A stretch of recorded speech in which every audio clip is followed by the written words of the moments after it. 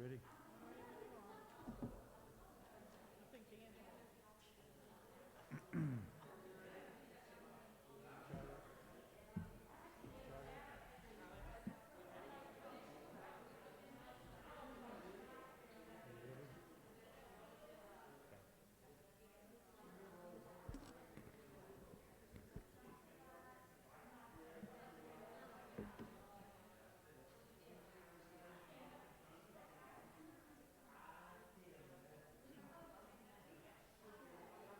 Is the superintendent ready?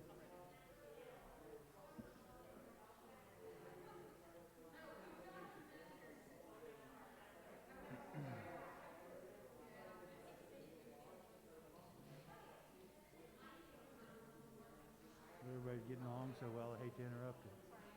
I say everybody's getting along so well, I hate to interrupt.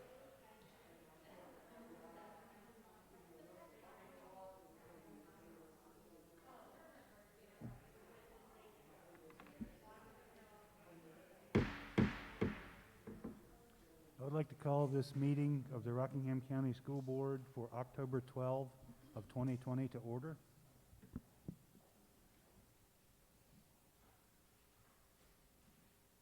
We need to approve our operating agenda for this evening. May I have a motion to that effect?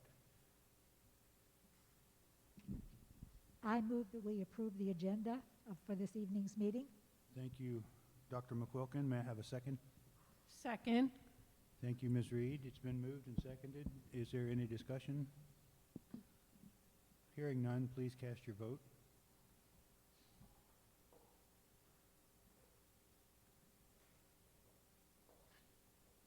It passes unanimously. Please join for a pledging of allegiance to our flag.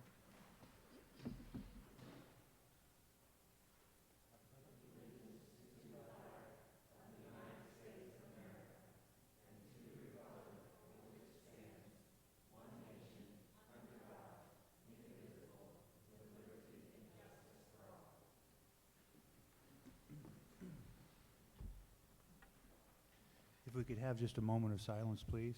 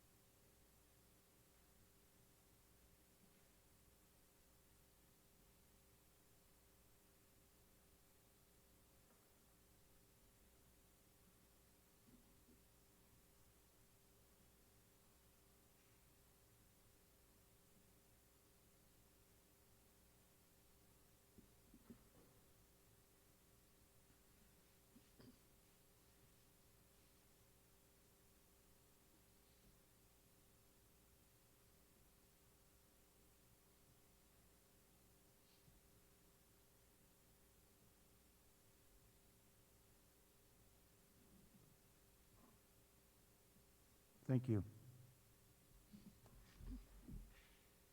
Next item on the agenda is public comments. We have two people signed up to speak here, and then I think 10 online comments. First, I'd like to call Nancy Bassett of the Rockingham County Education Association.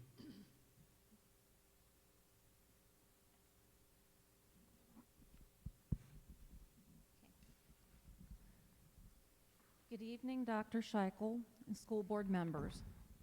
The Rockingham County Education Association members respectfully ask that you do not vote to send students hybrid at this time. We need to first make sure that we have enough disinfecting supplies at each school, and at least one school we know of that does not have enough of the red microcloth and spray bottles for each of the classrooms. These were ordered months ago and are still on back order. If an employee must have a negative COVID test in order to return to work, why is that same policy not across the board for students as well? We also have concerns about testing for students and pivoting between the holidays. Teachers and students are just now getting into the swing of virtual learning. Is it fair to either group to pick up and pivot to hybrid learning when we're still in the orange range? Please do what is best for our students and our staff to keep them safe. Thank you.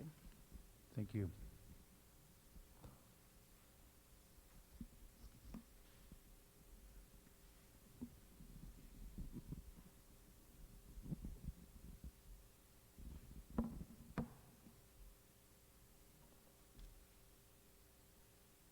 I'd like to call on Mark Flanders.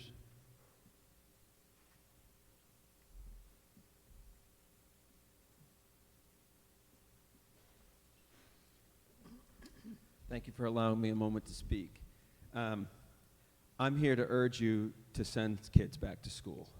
I have 5 children school-aged, and I watched virtually the meeting where Dr. Shekel presented the plan and made the change to go from 2 days on, 2 days off to all virtual. The thing that alarmed me about, or dismayed me about that presentation, was there was no discussion with the parents, or asking the parents what they felt this was going to do for and to their kids. And I can tell you that my kids, on hearing about this, were very dismayed, to the point that my wife and I went out and we hustled and bustled, and we found slots for 4 of our 5 kids at Eastern Mennonite School. So for the cost of tens of thousands of dollars, and my wife still has to stay home with one, our 4th grader, because there was no spot for her, so she can't go to work, so we're losing wages. My kids who are going to school are happy about it. They're wearing masks all day, they're socially distancing, there hasn't been one case of COVID in the school. They follow the same protocols that you all have talked about following and that you can follow. And they've been safe. There's been 0 trouble. My one who's at home, my 4th grader, is stressed. She has trouble logging in. The array of tools that she has to log into. I worked at a software company for a couple of years where half our staff was virtual, and we didn't have as many online tools as my 4th grader has to use. And she's a 4th grader. So she goes to do her homework at night, she goes to log into something, she can't get logged in, she's stressed. She sees the assignments piling up, she's getting assignments from music, from art, from her regular teacher, and now from the school counselor to watch this and write an essay and do this. It is affecting her mental health. My daughter watched virtually the last school board meeting that you had a couple weeks ago, and she came to me and basically summarized and said, all the public comments were about all the trouble people are having with the online learning, how they're having trouble with the tools, how they're having trouble with communication with the teachers, how their kids are stressed, how it's affecting their mental health. And then basically that Dr. Scheichel went on to say, well, we're having a few hiccups, but it's going pretty well. And she said that's not the impression she got at all. And that's not the experience that we're having with our family. This is not going well. We are not getting into the swing of it. It is a bad program, especially for young children, and even high school age kids. They want to interact with people. They need that. That is important for their mental health, and they just aren't learning the same virtually. We need to get these kids back to school. We can do it safely. They're doing it all over the country in schools. They're doing it right here in Harrisonburg in schools. We can do it in Rockingham County. We need to get our kids back to school. They need to be able to learn. This virtual learning is not doing anyone a service, and I don't see how any of the teachers could like it, because I know it's got to be twice as much work for them. I know simply because my wife is communicating with my daughter's teacher at all hours of the day, and even on weekends, trying to get her to do her homework. And that poor teacher has got to be at his wit's end. I can't imagine it's any fun for him. And it's not doing my kid any good either. And it's costing my family and lots of family lots of time, lots of money, lots of mental effort for nothing. So I urge you to get the kids back to school. Thank you.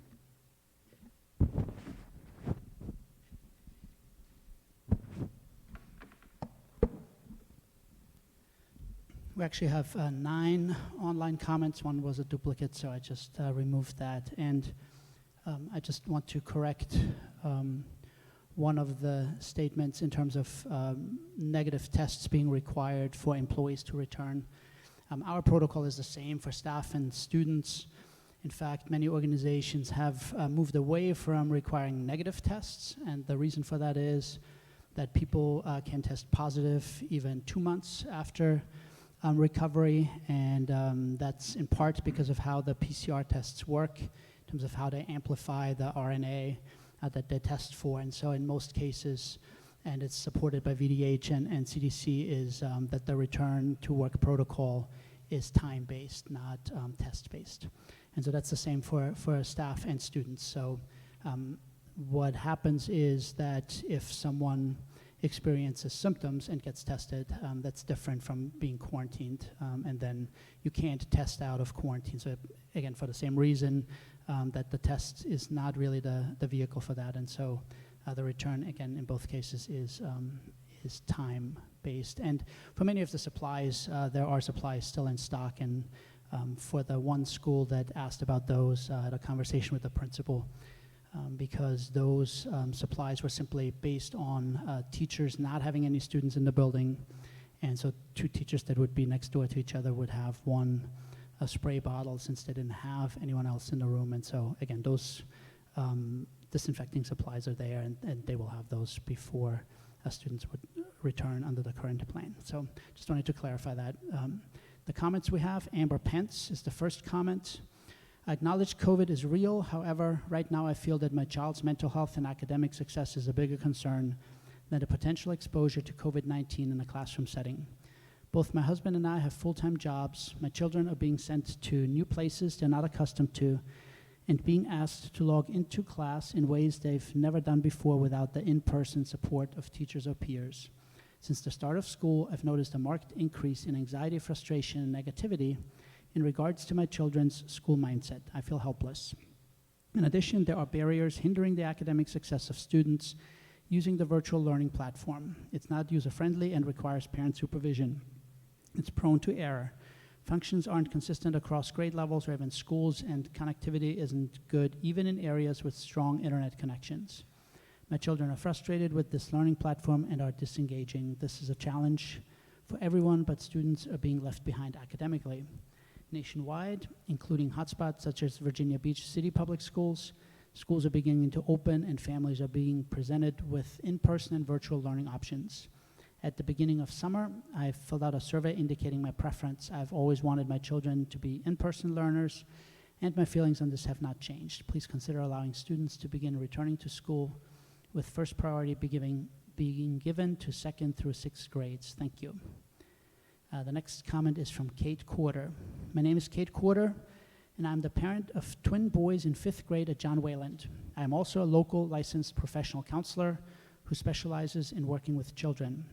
As both a mother and a professional, I implore you to consider transitioning to a hybrid model of school.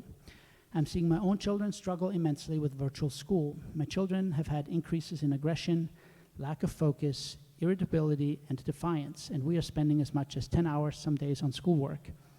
My kids are in the challenge program and are ACE students, so it's not a matter of learning disability or anything of that sort. The excessive screen time and lack of physical activity is causing other problems too, such as headaches and poor sleep. My counseling clients are struggling with similar issues, and middle school and high school kids tell me they are spending up to 14 hours a day, including weekends on schoolwork. They are overwhelmed, exhausted, and frazzled. This is not just a matter of reducing the workload. These children are not able to focus, bringing out excessive frustration, anxiety, and depression. Families, including my own, are having daily fights and stress in their home, trying to manage the children in virtual work while also doing their own jobs. And many kids are left home alone to try and manage this all on their own. Kids who typically got good grades are failing academically and emotionally. Please, we need to get back to school. Augusta County has managed to open successfully with a hybrid model and very few cases in their schools. And RCPS pre-K through 1st grade and MTC has had only a few cases as well. Please give parents the option of a hybrid model. Parents, families whose children are doing well with the HLA or need to stay more isolated can choose that model, but most kids need desperately to get back to school. I also know and see the stress placed on teachers, as my husband is a teacher in Harrisonburg City Public Schools. This all-virtual model is stressful and exhausting for teachers as well. Please, please, please vote to let our kids have a hybrid model of school. Amanda Thompson. I wanted to share that my 4th and 1st grade children are enjoying our Rockingham Home Learning Academy experiences, regardless of the hiccups and glitches we have experienced along the way. The John C. Myers Home Learning Academy teachers are absolutely meeting my kids' educational needs, and my children feel safe learning from home. Thank you for allowing them the opportunity to participate in public education while practicing safe distancing. My 4th grader has substantial anxiety about COVID-19, but because he can learn from home, he is able to continue making academic progress without the added burden of the anxiety about germs, hygiene, and masks. My 1st grader is excelling with the shortened time sitting in class and has started showing confidence with reading and mastery of early literacy, writing, and math skills. Thank you, RCPS, and all the teachers and staff who are making this school year the best it can be given the circumstances. The next comment is from 33 teachers and staff from Montevideo Middle School. Dear Dr. Scheichel, Dr. Alderfer, Dr. Shiflett, and members of the school board, we are writing this letter to share our concerns about going hybrid in November versus staying virtual until the end of the semester. We very much want to be back in the classroom with our students. However, we're very worried about the safety of our students and their families, as well as the safety of the teachers and staff and their families. We've given this a lot of thought and wanted to email you with the issues and questions that are most concerning to us. How can the data show it is unsafe for Harrisonburg City Public Schools to go back in person, yet it is safe for RCPS when our communities are so intertwined? In looking at the data on September 10th, the positivity rate was 8.6%. JMU was back. On 9/28, the positivity rate was 8.5%. JMU students were sent home. As of yesterday, October 8th, the positivity rate was 9.8%. JMU is back. We're in the orange approaching red.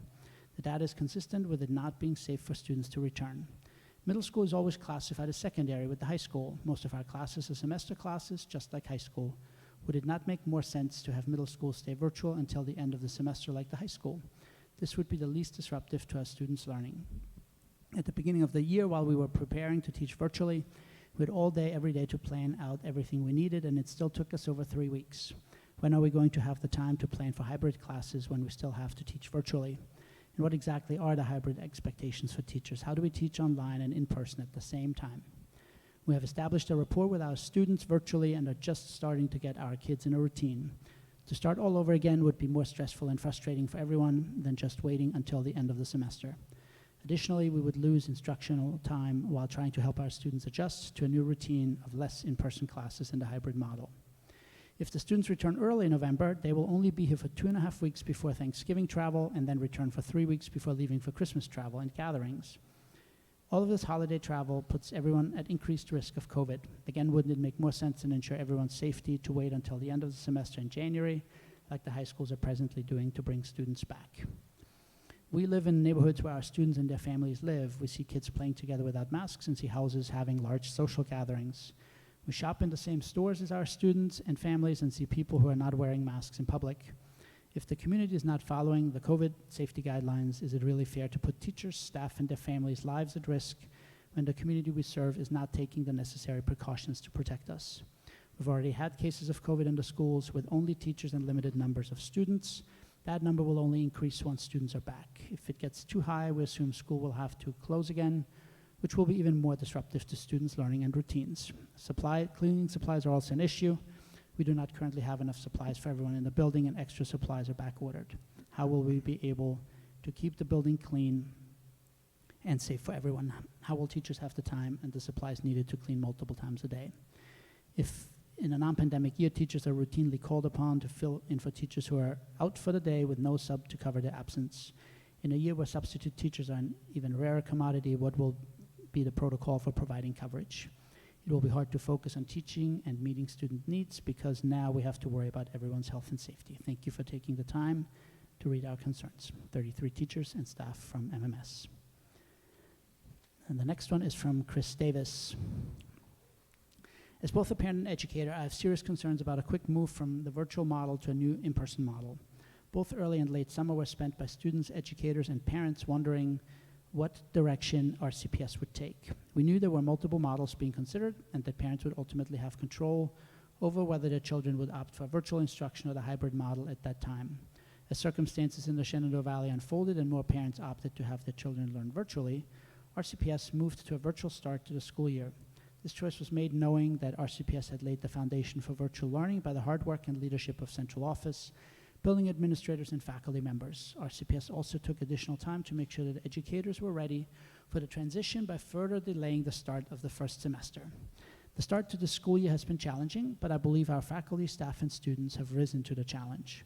After several weeks, I believe that parents, students, and faculty have established routines and that the students are having success. That progress should continue as we move deeper into Q1 under the virtual model. My children have extracted value from meeting with their teachers 4 days a week. The current model provides the closest structure that you can have to actual school. They have instruction from their teacher 4 days a week. Moving to a hybrid model would result in less student-teacher interaction. It was recently reported that RCPS would be moving to less asynchronous work. But a move to a hybrid model would require more asynchronous work and time. I do not want to see a situation where our children are adapting or finally adapting to a model, only to have that model change halfway through the semester. You are asking the students and faculty to hit the moving target. Students are currently receiving instruction and support from 4 days of instruction with their teachers. A move to a hybrid model will reduce both the structure and daily interaction that makes the student-teacher bond so powerful. If there's a move to hybrid learning, what happens to students that remain virtual? Will they still get 4 days a week of instruction as they have been receiving, or will they now receive less synchronous instruction and more asynchronous work?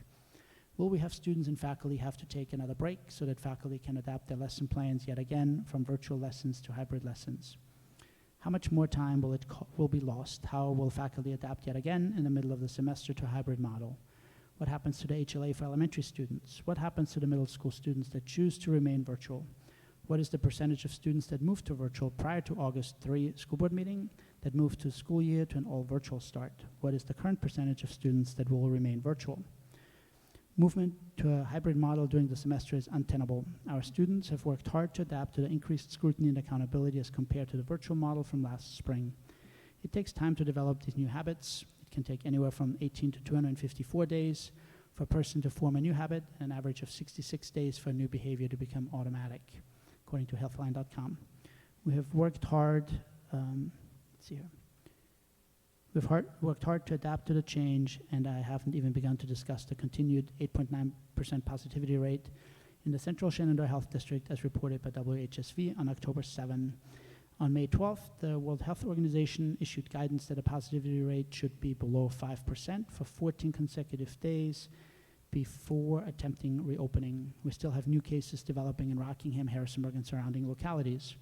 There have been outbreaks at Grace Christian, Spotswood Elementary, James Madison University, Eastern Mennonite University, and other cases in Rockingham County involving students and staff. We have a moral obligation to keep our students safe. This is not merely about teacher and staff safety, as we have seen in the press. This is about the safety of our students and providing them the most secure model in which to learn. Changing at this point of the semester, after all of the strides that have been made, would be akin to throwing the baby out with the bathwater. Students will lose all of the progress that has been achieved, and they will be forced to start anew. Students don't have 4 more weeks to adapt to a new model. We are 1/8 of the way in our school year. I'm personally grateful for the thoughts and proactive leadership that the school board provided in August and have continued to provide. I know that outside pressures from some parents, the media, and board of supervisors has been strenuous. I implore you to heed everyone's concerns and continue to put stability, progress, and safety of our students and faculty at the forefront.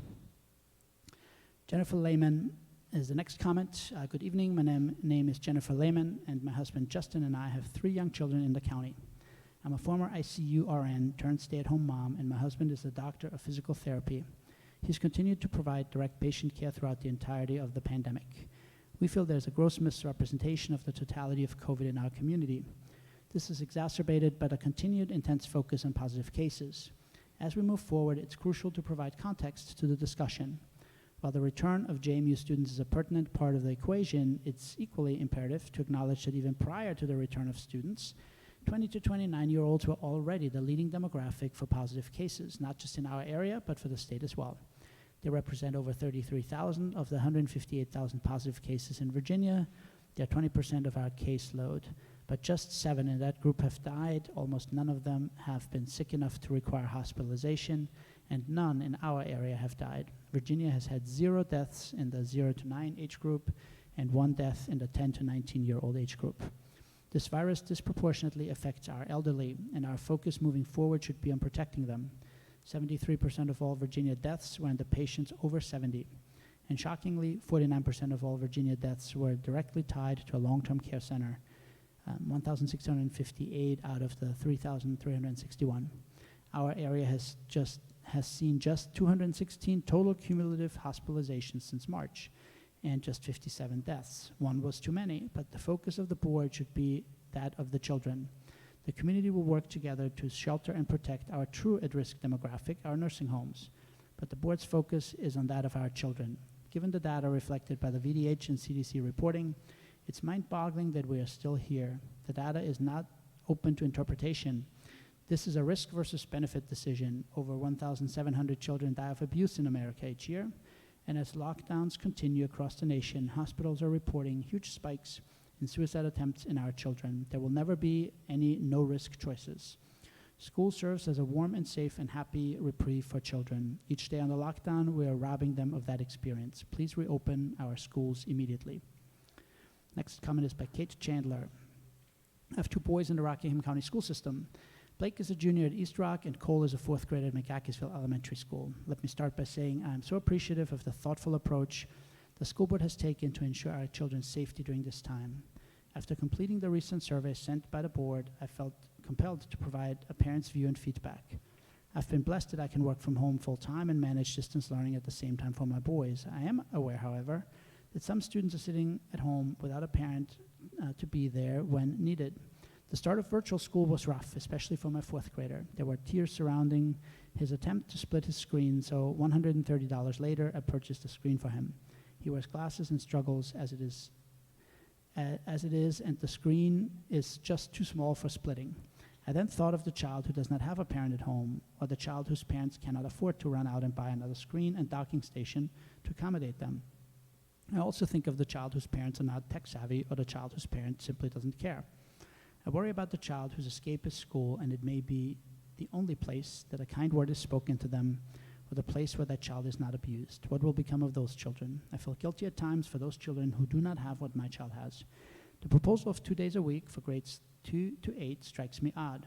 The 9th through 12th grade students, who in theory should be able to keep their hands to themselves, social distance, and wear a mask, we are choosing to leave at home. My 11th grader needs social interaction just as much as my 4th grader. I would like to understand the rationale behind this. Many of these students are already out and about. They're socially interacting outside of school, and many times these events, not sponsored by the school, are no masks, no social distancing, and no precautions. Honestly, I felt better about sending him to school knowing that there would be rules and precautions versus sending him to one of these events privately organized. I realize it is a calculated risk. The proposal for the 2 days a week for my 4th grader gives me pause, because we've just gotten adjusted to the Zoom way of teaching. Will you then send 3 days worth of paper packets home with no Zoom classes and expect parents to be the teacher? I do not see this as a good option. I have friends in Page County, and they are struggling. I hear consistently from them that they are up until late at night with their child trying to get their work done because they work during the day. I do not want paper packets for my child. I want a teacher and social interaction for my child. Whether this be in person or online, I want one of the two. We finally adjusted to this way of learning, and it has been an adjustment. Now you would like to shift to in-person 2 days a week. When COVID cases rise, will you send them all home again? These kids need consistency. Each parent has to decide what is best for their child. The school system should provide an in-school option and a Zoom option. Then we as parents can make whatever decision necessary for our child and our family. Those parents who have children with health conditions may opt to stay home, and that should be permitted. This is not one size fits all. The responsibility of the school board is to provide consistency for these students. I ask as a parent for these 3 things. Please, make a plan and stick to it. I do not see waffling back and forth as a good thing for our children. Second, please understand that paper packets are no substitute for learning at home in a Zoom meeting or learning in the classroom. The teachers are vital to our children, and we are so appreciative of each and every one of those teachers. Third, provide the option to go back to school. We miss our schools. We as parents understand the risk. Thank you, Katie Chandler. Next comment is from Diana Kemper. I wanted to give a huge thank you to all of my children's teachers who have worked tirelessly to try and give them the best possible education in the worst possible conditions. I have children in elementary, middle, and high schools, and every teacher has been willing to go above and beyond to help them succeed. While it hasn't been without its hiccups, virtual learning has gone amazingly well for my children. I'm relieved my children are safe at home and still learning. I'm aware of the increasing number of COVID outbreaks in local churches, local restaurants, and the dramatically increased number of local hospitalizations due to COVID. For these reasons, I hope the county continues to protect its students, teachers, and staff and remain primarily virtual through the first semester. And then the last comment is from Amanda Shiflett. The HOCO homecoming dance hosted by ERHS parents and their children and some of the members of the ERHS PTA. What is this going to do to the reopening of school? Let me make sure I'm not missing anything. Those are the public comments that were submitted online. Is there anyone here who would like to make comments to the board? Two of you? All right. Just a minute. My name is Amber Ham, and I just want to just make note that if we could possibly move the school board meeting to a bigger location, because I know I've been here the last couple meetings. This is the first meeting that I've seen actually people that are trying to attend the board meeting have to go to the room downstairs or down the hall. So as we're looking at scheduling the next school board meeting, I ask that the school board try to look for a bigger location for more parents to attend. Thank you. Thank you.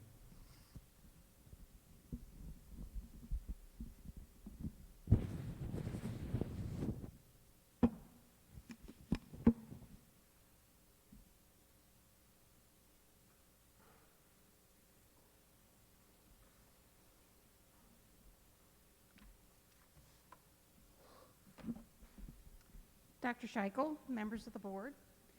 I'm Leslie Miller. I am in my 11th year as a school nurse coordinator here in the county. Recently, I served on the committee that developed a health and safety reopening plan for the county. I come to you tonight as a concerned parent and school nurse. I am urging you tonight not to send our students back to school in person in a hybrid model. I feel compelled to state that I do not feel that it is safe to do so at this time. As of today, October the 12th, Rockingham County is in the highest risk category for school transmission as per the CDC K-12 school metrics. Our community COVID numbers were lower in August when the decision was made to only bring back select students for in-person learning. Now, with our community numbers higher and rising, why would we choose to bring more students back into the school building? Just in the past 2 weeks, COVID-related visits and hospitalizations at Centera RMH have increased. Flu season is fast approaching, as is the holiday season, bringing with it large family gatherings of unmasked people, creating prime transmission opportunities, which will certainly carry over into the school system. So far, we've been what I would call lucky. Our school nurses are doing an outstanding job following up on student illnesses and student absences. But even with the reduced number of students in the schools right now, that has been a challenge. I can't imagine what that would be like for them trying to follow up with many more students in the school building. It is because of their diligence that we have been able to keep the students that we do have in the building safe thus far. There have been positive cases at central office. If this can happen to adults who are following CDC safety recommendations, how can we expect that it won't happen in our school buildings? Every day in schools, our nurses are seeing masks being worn improperly by students and staff, and often social distancing is not being maintained nor enforced. This is occurring with a reduced number of students in the building. What happens when we increase that number? This is even more concerning given the CDC's recent confirmation that the virus is airborne and that it can travel more than 6 feet in certain circumstances. I know that the current learning circumstance and situation isn't optimal for many, many students.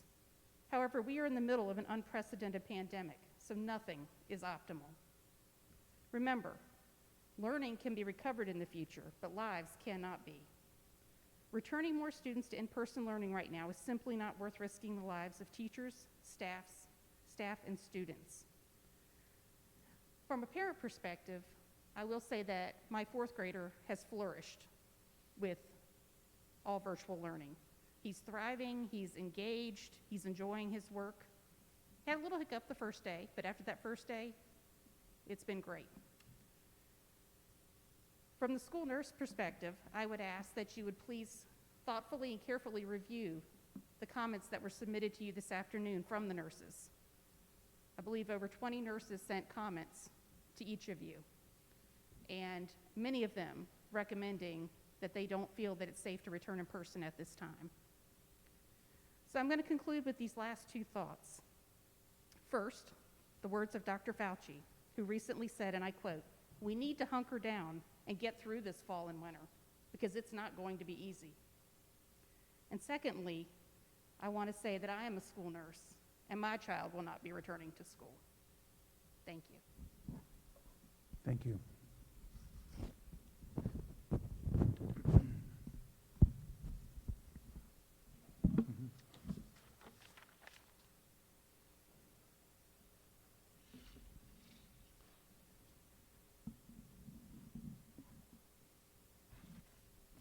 Hi, my name is Amy Rogers, and we've lived in the area for about 4 years.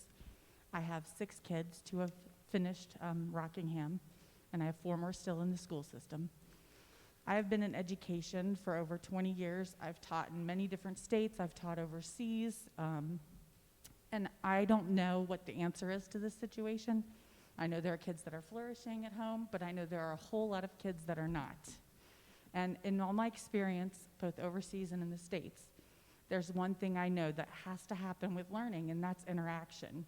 We have spent the last 40 or 50 years in education trying to develop manipulatives and situations where kids inquire and all sorts of different learning activities that require kids to talk to each other and to interact. And now we're asking kids to learn to count with no manipulatives. We're asking kids to learn to read with no books. And it's not easy. I'm working at home with a first grader, and her teacher online is doing as much as she can, but I can't imagine what kids are doing at home who don't have someone who knows education, who knows how to teach kids how to read. I can't imagine what those kids are getting. I mean, I'm printing out alphabets, I'm printing out all sorts of different activities for her to do with words, and I don't know what kids are getting if they don't have someone at home who can help them do all of that kind of stuff. As a teacher, I can't imagine trying to teach kids that you're not there with. I understand that we have a situation where there might be people getting sick, but we have to prioritize our students. They have to come first, and learning happens best in person, and that's the bottom line. So if we have this Rockingham Learning Academy that works for kids who are flourishing, and they're doing well at it, let's keep it, by all means. Allow them to stay in that situation. But for the kids who aren't flourishing, for the kids who need that in person, and that time with their teacher, and the time with other students to talk through things and learn from each other. Let's get them back in school, because those kids are going to lose their education. They are going to lose ground. They are going to come back to school when we do finally open school, even further behind than when they left, and that's like a year or something. I mean, our kids haven't been in school since March. This is not just this fall we're talking about. It's also last spring too. So my kids at home, I have middle schoolers and high schoolers right now. They're struggling. They need to be with other kids. They need to be with their teachers. If people are willing to take that risk with their kids, I think we need to allow them to do that. We need to look at what's best for kids. We need to start prioritizing the students and their learning, and that happens best in person. Thank you. Thank you.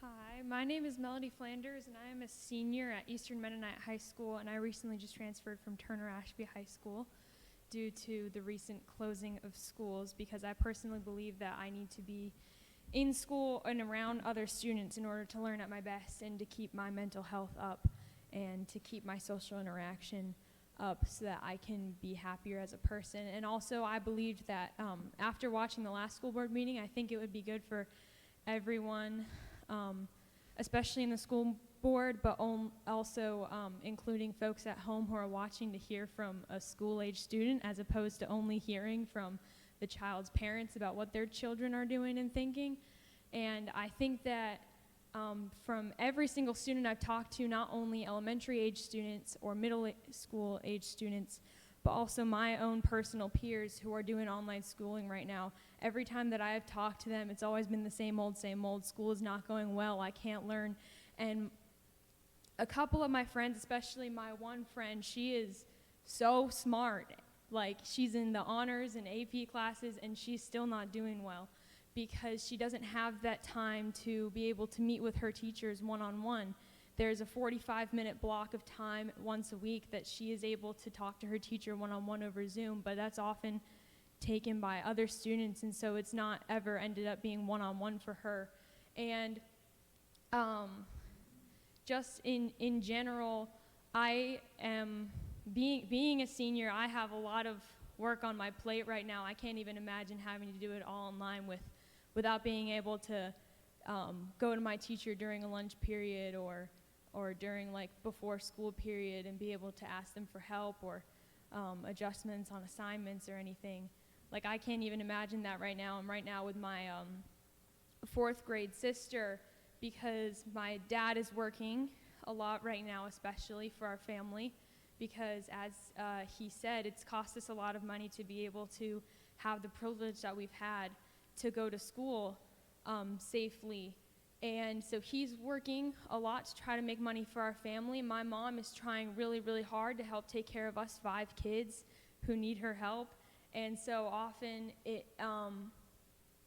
I end up helping my sister a lot, and it's really hard for me. I don't remember a lot of stuff that I learned in 4th grade, and I've got to help her learn all the stuff that she has learned in class, but she doesn't quite understand because she missed one day, and now it's harder than ever for her to catch up because she missed one day. Whereas if you missed one day, you could go to your teacher, you could ask them what you missed, you could discuss with them. And like lots of people have said, like, these poor teachers can't be having it good either, this hybrid system that I'm in at EMHS, students who are concerned about their health and are concerned about their risks, and parents who are also concerned about their health and risks are able to join our individual classes, not asynchronous, but synchronous classes on Zoom. And on their class pages, every single teacher in that building is using the same platform, which I think is very, very important, that everything is consistent between classes. And they are all able to post their Zoom link, and at the beginning of every class, they are able to open up their Zoom and have it on so the students who are at home can be learning from their desk and following along with the teacher and able to ask questions while still being at home and safe. And like my father said, we have not had a single case, and because all of my peers and my friends at school want so badly to be at school, they are willing to not go out and have parties and not go out to social gatherings where there is not safe precautions taking place. And I think that that is also something that really important to consider, not just the parents who want us in school. We want to be in school, and we are willing to take those precautions needed to have us in school. And it is so important for not just the parents to have the kids in school, but also for us to be in school, because we need that interaction and we need that education for us. Thank you. Thank you.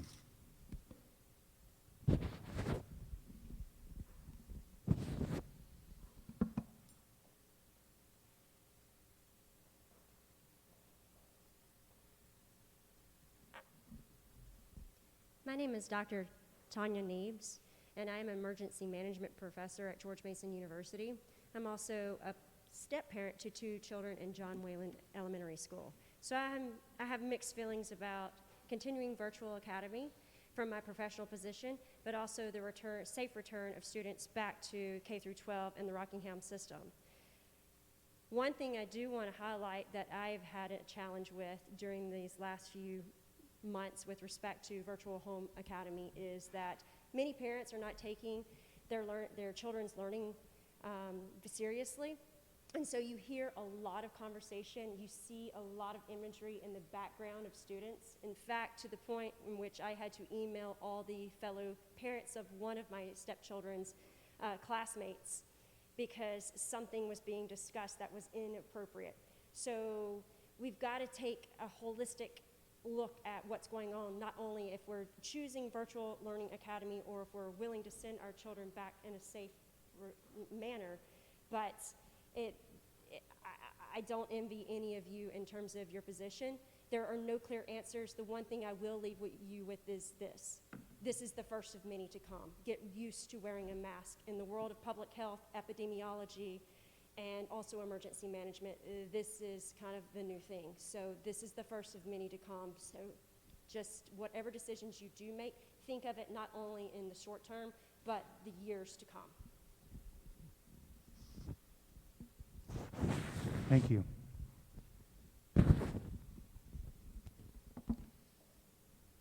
Is there anyone else who would like to speak? All right, thank you for all of the folks who've shared your thoughts and opinions. Next item on the agenda is board member comments, highlights by board members. I'll start with Dr. McQuilkin. Thank you, Mr. Falk. Since our last board meeting, I've had the opportunity to visit 3 schools in our county. I visited an elementary, and a middle, and a high school to see exactly what was happening in our schools. And I'd like to say that the students were really happy to be in school, the students that I saw. But I'd like to thank all the teachers and all the staff for everything that they're doing to keep our schools running as they are and to navigate the school as it is at this moment. Thank you, Mr. Falk. Thank you. Ms. Reed. Thank you, Mr. Falk. I think that I've pretty much said it all in the past. We always greatly appreciate all of the comments that we get. Over the weekend, we got some emails this week in anticipation of the meeting, and the only thing I could think of was Carl Walenda. Does anybody know who Carl Walenda is? He was a tightrope walker, and he used to walk across the Grand Canyon. He walked from the Empire State Building to another building in New York, and he was on the tightrope every day. And that is what Rockingham County is sort of like right now. We are on the tightrope. We sort of lean one way, we pull ourselves back, we lean the other way. And we continue to do that balancing act. As you've seen here tonight, we have opinions from everybody about how we should do this work that we need to do right now. And it's not easy work. And we're trying to look at the risk associated with it and what is right for our students. There's not a board member sitting here that doesn't prioritize our students and their learning and their staff. So I'll get down off my soapbox again. Thank you all for being here and for sharing your thoughts. We appreciate it. Thank you. Thank you, Ms. Reed. Mr. Breeden. I have a lot of thoughts in my mind that I don't know that I can articulate in this short time, and I probably ought to take more time to organize those before I do anyway.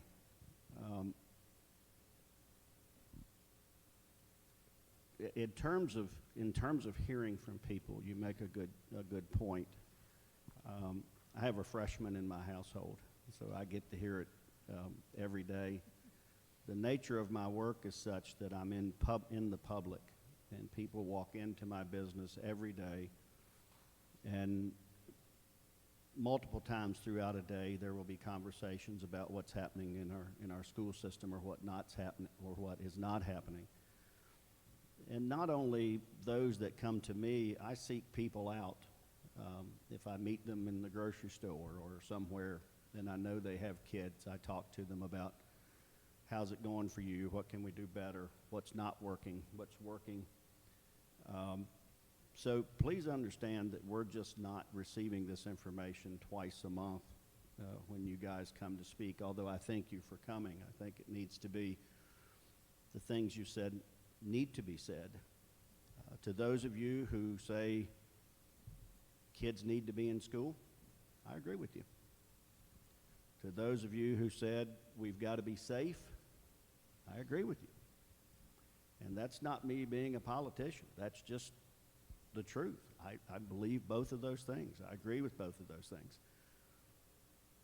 But I hope as you listen, you sort of see the public relations dilemma, because while I agree with both of you, you don't agree with one another.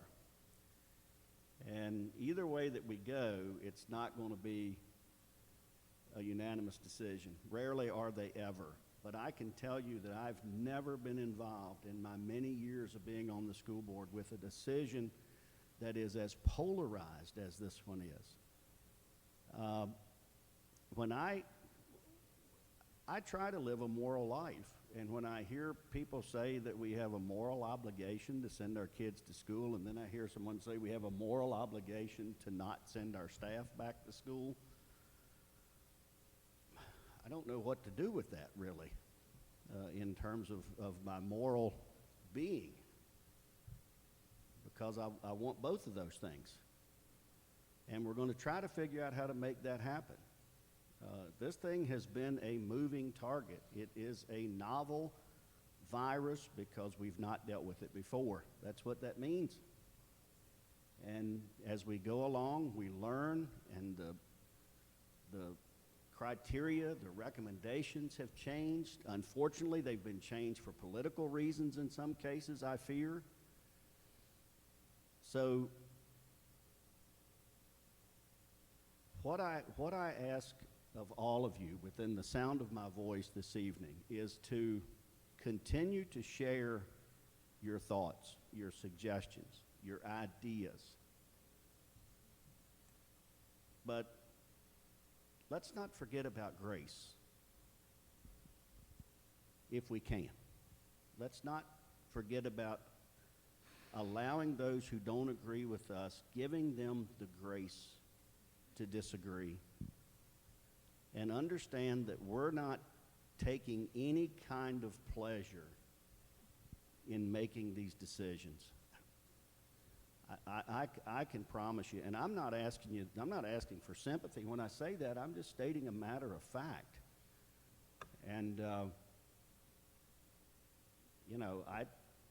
I said to my wife before I left, I said, I'd rather go out and lay down in the road in the rain than go to this board meeting tonight, because I know what the dilemma is. I know what it is. And we're going to do the absolute dead level best that we can with your help. But irregardless of what that is, whether it's slightly to the side of sending kids back or slightly to the side of remaining virtual, please, let's grant one another grace. Because we are a community, and we've got to remain a community. So, thank you again for sharing. I hear you. I just don't know how to please all of you. Thank you, Chairman Falk. Thank you, Mr. Breeden. Dr. Scheichel. As you already heard, the role of school board members isn't exactly easy. I hear a lot, in the community sometimes people say, I'm going to run for school board and change all this, and that's really, appealing thought sometimes, but this is a job that doesn't pay beyond maybe even just the gas that it takes to come to the meetings. It takes 2 meetings a month that last all evening, and then it's all the individual conversations in between. And so there's one opportunity every year, of course, that I can say thank you to the board members and also award them with Academy Awards from the Virginia School Boards Association. So we say thank you to board members, of course, more often than just on this occasion, but this is one of those opportunities to say thank you from the School Board Association, not just from the school division. And so annually, The VSBA recognizes school board members for their dedication and participation through the School Board Academy, and board members earn credits by attending VSBA meetings, other academy sessions, and governance and service activities. And so the board members have been presented with their pins and certificates for the number of events that they have participated over the last year. And again, I would like to say thank you, personally for, spending even more time to attend events that the professional organization puts on, and then to bring that knowledge back to the school district. So thank you to the school board members, and I hope you enjoy those pins and the certificates that are just a formal recognition from the VSBA. Thank you. Thank you, Dr. Scheikel. Moving into the action part of our agenda, we have to approve minutes from our previous meeting. May I have a motion for approval, please?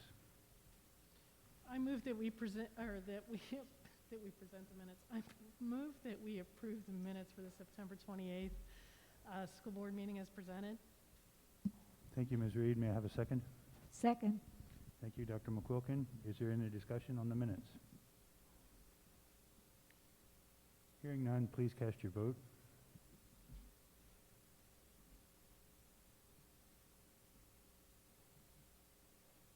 The minutes are approved unanimously. We now have need to pay the bills for operation of the school division. We've had those to study. Are there any, may I have a, go ahead. I recommend approval of the September 2020 bills as presented. We have a recommendation by the superintendent. May I have a motion to that effect? I move that we approve the superintendent's recommendation with regards to bills. Thank you, Mr. Breeden. May I have a second? Second. Thank you, Dr. McQuilkin. Are there any questions or comments about the bills and expenses? Hearing none, please cast your vote.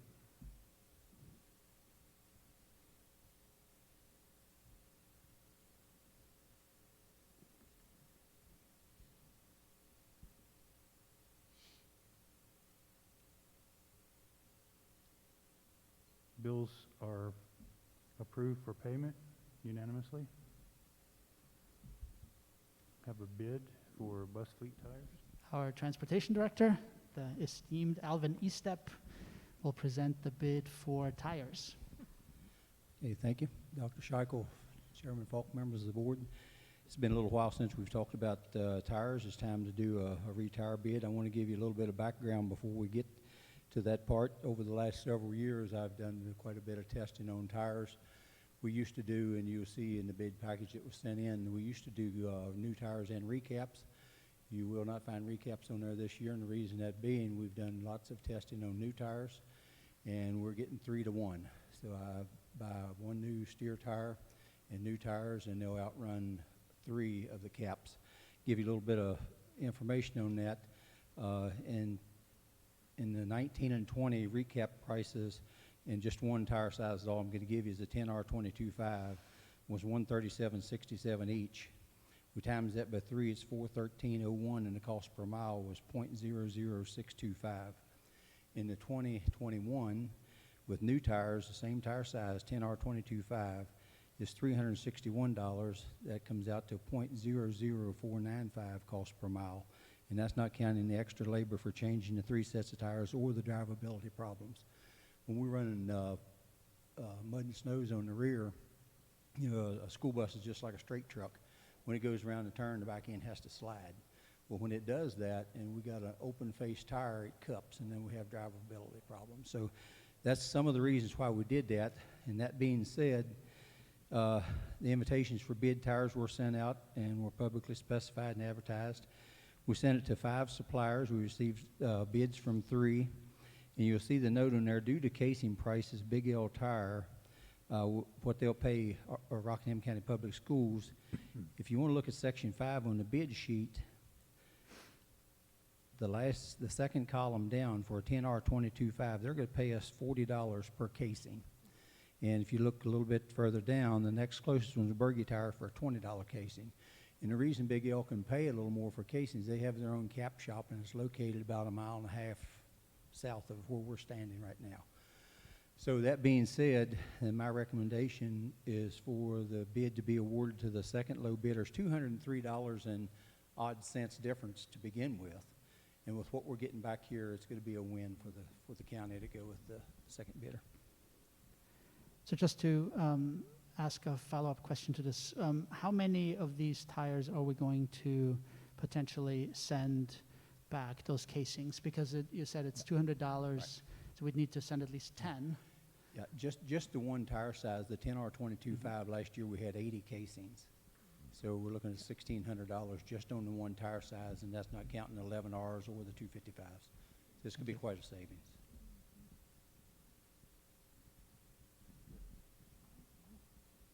I do recommend the approval of Big L Tire as presented due to the overall cost savings that are anticipated due to casings being sold back to the company. We have a recommendation by the superintendent. May I have a motion to that effect? I move to approve the superintendent's recommendation. Thank you, Mr. Reed. May I have a second? Second. Thank you, Ms. Reed. Any discussion, any questions for Mr. Eastep? Good work. Thank you. Thank you, Mr. Eastep. Please cast your vote.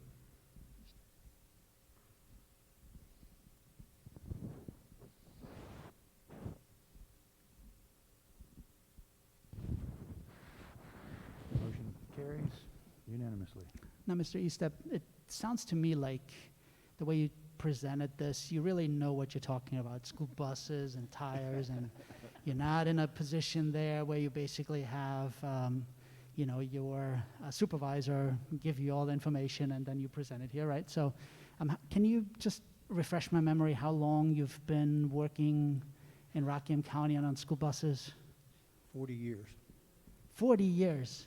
40 years. So what I want to just briefly say here, and this is an item that we will deal with in closed session, but Alvin knows that I'm going to just make a quick comment. So after 40 years, Mr. Eastep has said, you know, I know everything there is to know about tires, and now we're going to go about it a different way, and so I've done what I need to do, and it's time to enjoy snowy days without a 4:30 call and then a 5 o'clock call to the superintendent. And I just want to say thanks for all you've done. Mr. Eastep's retiring at the end of the year, at the end of the calendar year, and I just want to say it's been one of the big pleasures of working at central office to work with you as you know, the transportation director, but also as a friend. So thank you, Alvin, for everything you've done, and I just wish you all the best. And we'll get as much out of you over the next few months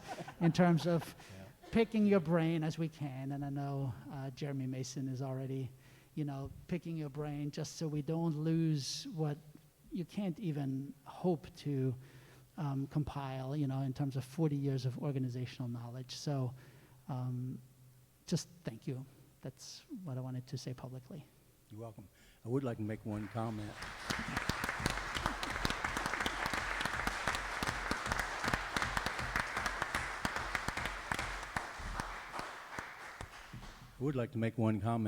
When I was interviewed, it was with Dr. Edward Manifold and Ryland Dishner and Roger Hoover, George Miller, and John Ziegler.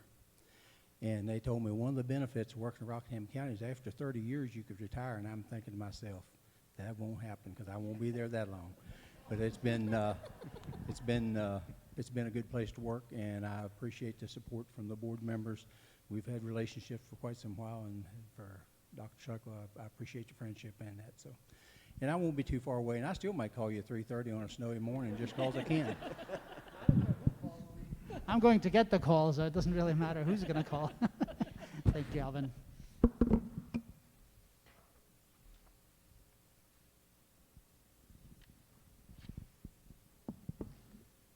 Moving into section 5 of the agenda, information items, RCPS reopening plan update by the superintendent.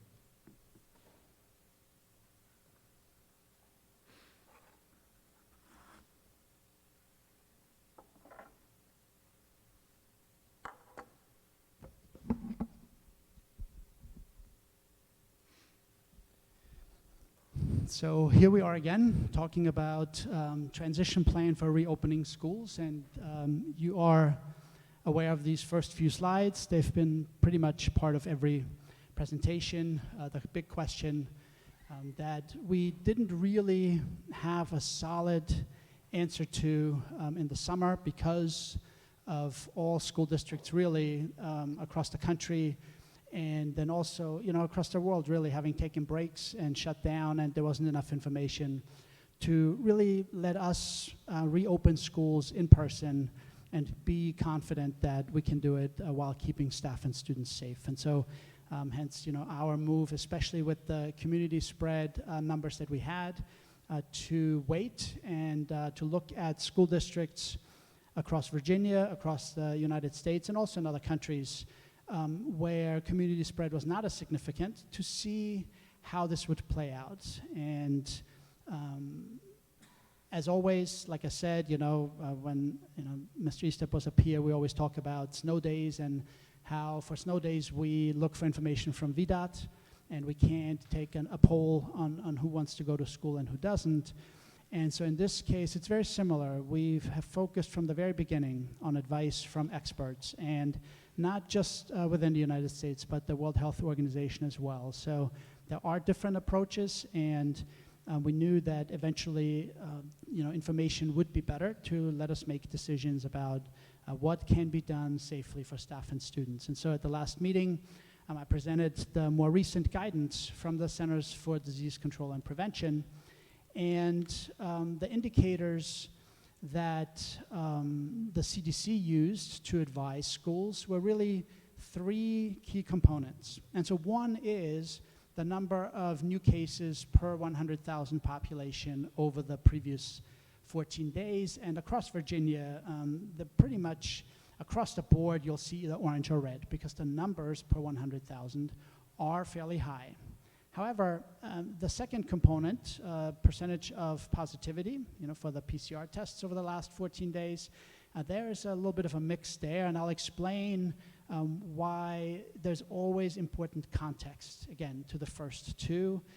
There is context to the number of cases, there is context to the positivity percentage. And so it's not as clean cut as saying you have to have below 5%.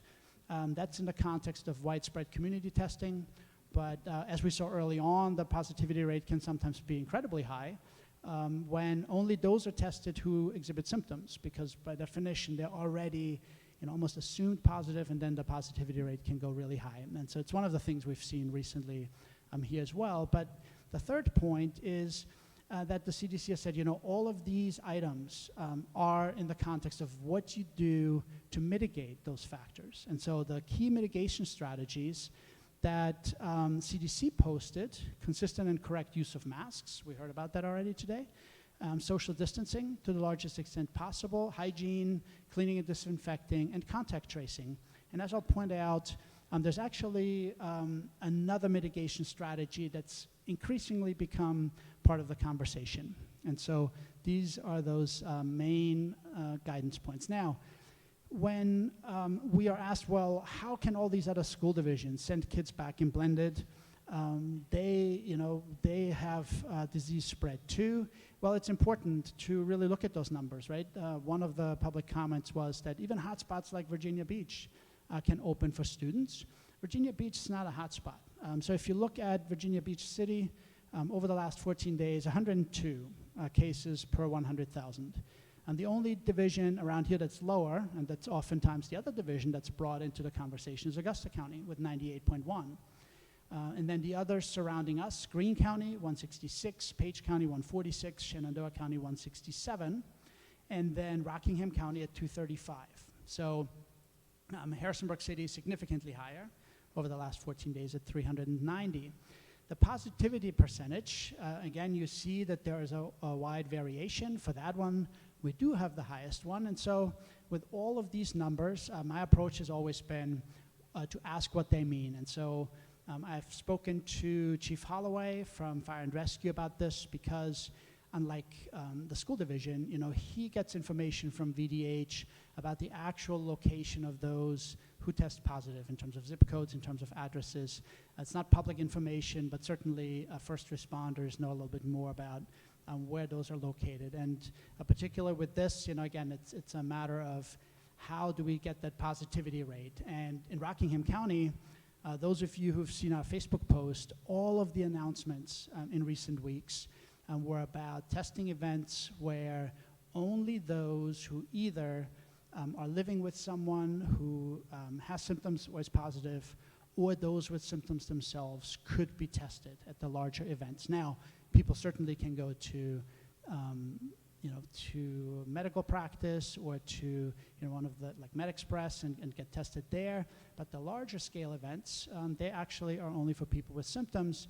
And so that does drive up the positivity rate. And speaking to him, it's also important to know that a lot of the days that we saw higher numbers, always the days after those large scale testing events. So there is an assumption worldwide that approximately 2% of people are infected, and so we know that the numbers simply will, the more you test, you do find now those that are in that 2% range that simply hadn't been tested before because of the asymptomatic nature of some that are positive as well. And so when you only test those with symptoms, it drives up that rate. But the point here is that the school divisions that opened before we did, in terms of blended, are school divisions with lower case numbers. And so our approach has been, let's not be a school division with a number like 235 to be the first ones to try it, right? You want to know what happens in those school divisions that have numbers that are just below ours. In addition to that, we also now have, a month of school with pre-K, kindergarten, and first grade, and to also see our own experience. In addition to that, there's a lot of research now about school reopenings across the country and across the globe, and there's a very consistent message, actually, and we'll get to that. So when we look at what's happened since over the last few weeks, again, I did this last time. So when we look at the number that I showed on September 21st, it was 289, so that was including the JMU outbreak. It dropped a little bit. JMU students really didn't all return home. 85% of students remained in this area, and based on what the conversations were with JMU leadership, the 15% that left were actually the 15% that are typically doing the best following the mitigation strategies, because the rule followers, they were told, hey, if you can't go home, they went home, they contacted parents, and so on. And so 85% of JMU students stayed in the area. Then we saw some outbreaks. They were, according to the information that I received, were potentially tied to some church outbreaks, and then also some other outbreaks that drove these numbers up. And so as of today, we actually have a number that's, again, higher than it was at the last board meeting at 195. But again, I'll get to context, because since this is a 14-day number, right, it's important to understand that we also need to look at what's going to be the number 5 weeks from now if we do return to school, right? It's important to know that it's not about the number today, it's what do we expect the trend to be? Is it going to get worse? Is it going to get better? And in part, that's really on the community, right? That's community events that take place that we maybe don't want to see, and if people want to have kids return to school, then we do need to have an effort to deal with numbers not going up, right? And so what's the context? Like I said, multiple large-scale testing events, the positivity rate being affected by the type of testing event. And so right now, unlike earlier in the summer where there was just broad testing, anyone could go. I went to one of the events to just get tested, and now I would not qualify. I neither live with someone with symptoms nor do I have symptoms, and so that drives up the positivity rate. What we would need to see in order to move back to orange is fewer than 11.7 daily cases in Rockingham County. As of today, Rockingham County is no longer a red zone, again, because the last 7 days are below that threshold. And so in 5 of the last 7 days, we've had 10 or fewer cases, right? So that's below that threshold, and if the last 7 days are an indication, so if the trend of the last 7 days continues for one more week, we're right back in orange, right? So it's important that everyone understands we will continue to monitor this. We can't give an answer of what the numbers will be 5 weeks from now, but it is important that this doesn't go sideways, right? And so we do ask in the community that people focus on the strategies that the CDC and the VDH recommend. The sooner we follow the behavior that we heard earlier on, from our student who spoke at the podium, the sooner students and families take these seriously, the sooner we can be comfortable saying, wow, now we're even in yellow, right? That would, of course, make everything a whole lot easier. But even at the levels that we're at, there are a lot of comparisons that allow us to make decisions that are still safe for staff and students. But it is important to know these numbers are being watched and that what happens in the community matters to what ultimately has to happen. From the very beginning, the Virginia Department of Education and VDH said, this is a year where things can change fairly rapidly, and so flexibility is key. But based on the information that we have, there's certainly things that can be done. And this is what can be done in schools. We do have the power to enforce physical distancing, social distancing. We can enforce that. And if we want to mitigate those numbers where they are right now, this is what needs to happen. Physical distancing needs to be serious, and it needs to be enforced. And when I read comments from staff that maybe other teachers aren't following that, then that's on us. That's on us, and we need to enforce that. It's the same with a consistent and correct use of masks. If we as educators can't consistently and correctly use masks, then that's on us. That's on the organization, and we need to fix that, and our administrators will take care of that. We need to be consistent, and I will get to this later, because unlike the current definition from the CDC in terms of what exposure is, and that's within 6 feet for 15 minutes or more, that's going to potentially change, and I will let you know why. Hand hygiene, respiratory etiquette, we're all getting used to sneezing into our elbows if we do need to sneeze. Cleaning and disinfecting, right? Supplies need to be there. That's recognized, and again, that's been a conversation where there's some misunderstanding of why the supplies aren't there, but before students return and as we get closer to that potential, that certainly is going to be fixed, right? And then contact tracing with VDH.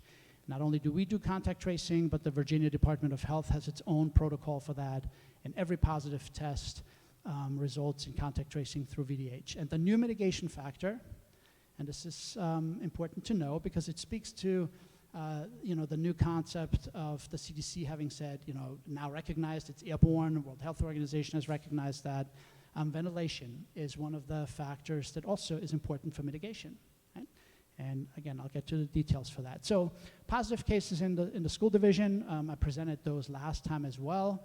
So if someone who comes to school ultimately tests positive, doesn't mean they were infected at school. We report it to VDH. We conduct contact tracing. VDH does contact tracing. There's a school notification sent out. And if anyone is exposed, they will have to quarantine. And of course, the person who tests positive also quarantines. And once you're in quarantine, it's not a test that gets you back. It's time-based, right? Exposure, like I said earlier, direct contact. So if you give someone a hug, that's considered direct contact, or if you're within 6 feet for 15 minutes or more. Right? And so that's a very simple definition, and masks don't factor into it, interestingly enough, at least not in the official definition from VDH or CDC. So where are the positive cases? There's one addition at McGackisville Elementary School, so there were students in the building who ended up testing positive, but again, at that grade level, no other exposures. Montevideo had 1 case, MTC had 6. That's 1 up since September 28th, our last board meeting, and then at central office we had 1 additional case, Elkton Elementary 1 additional case, and then East Rock and Riverbend.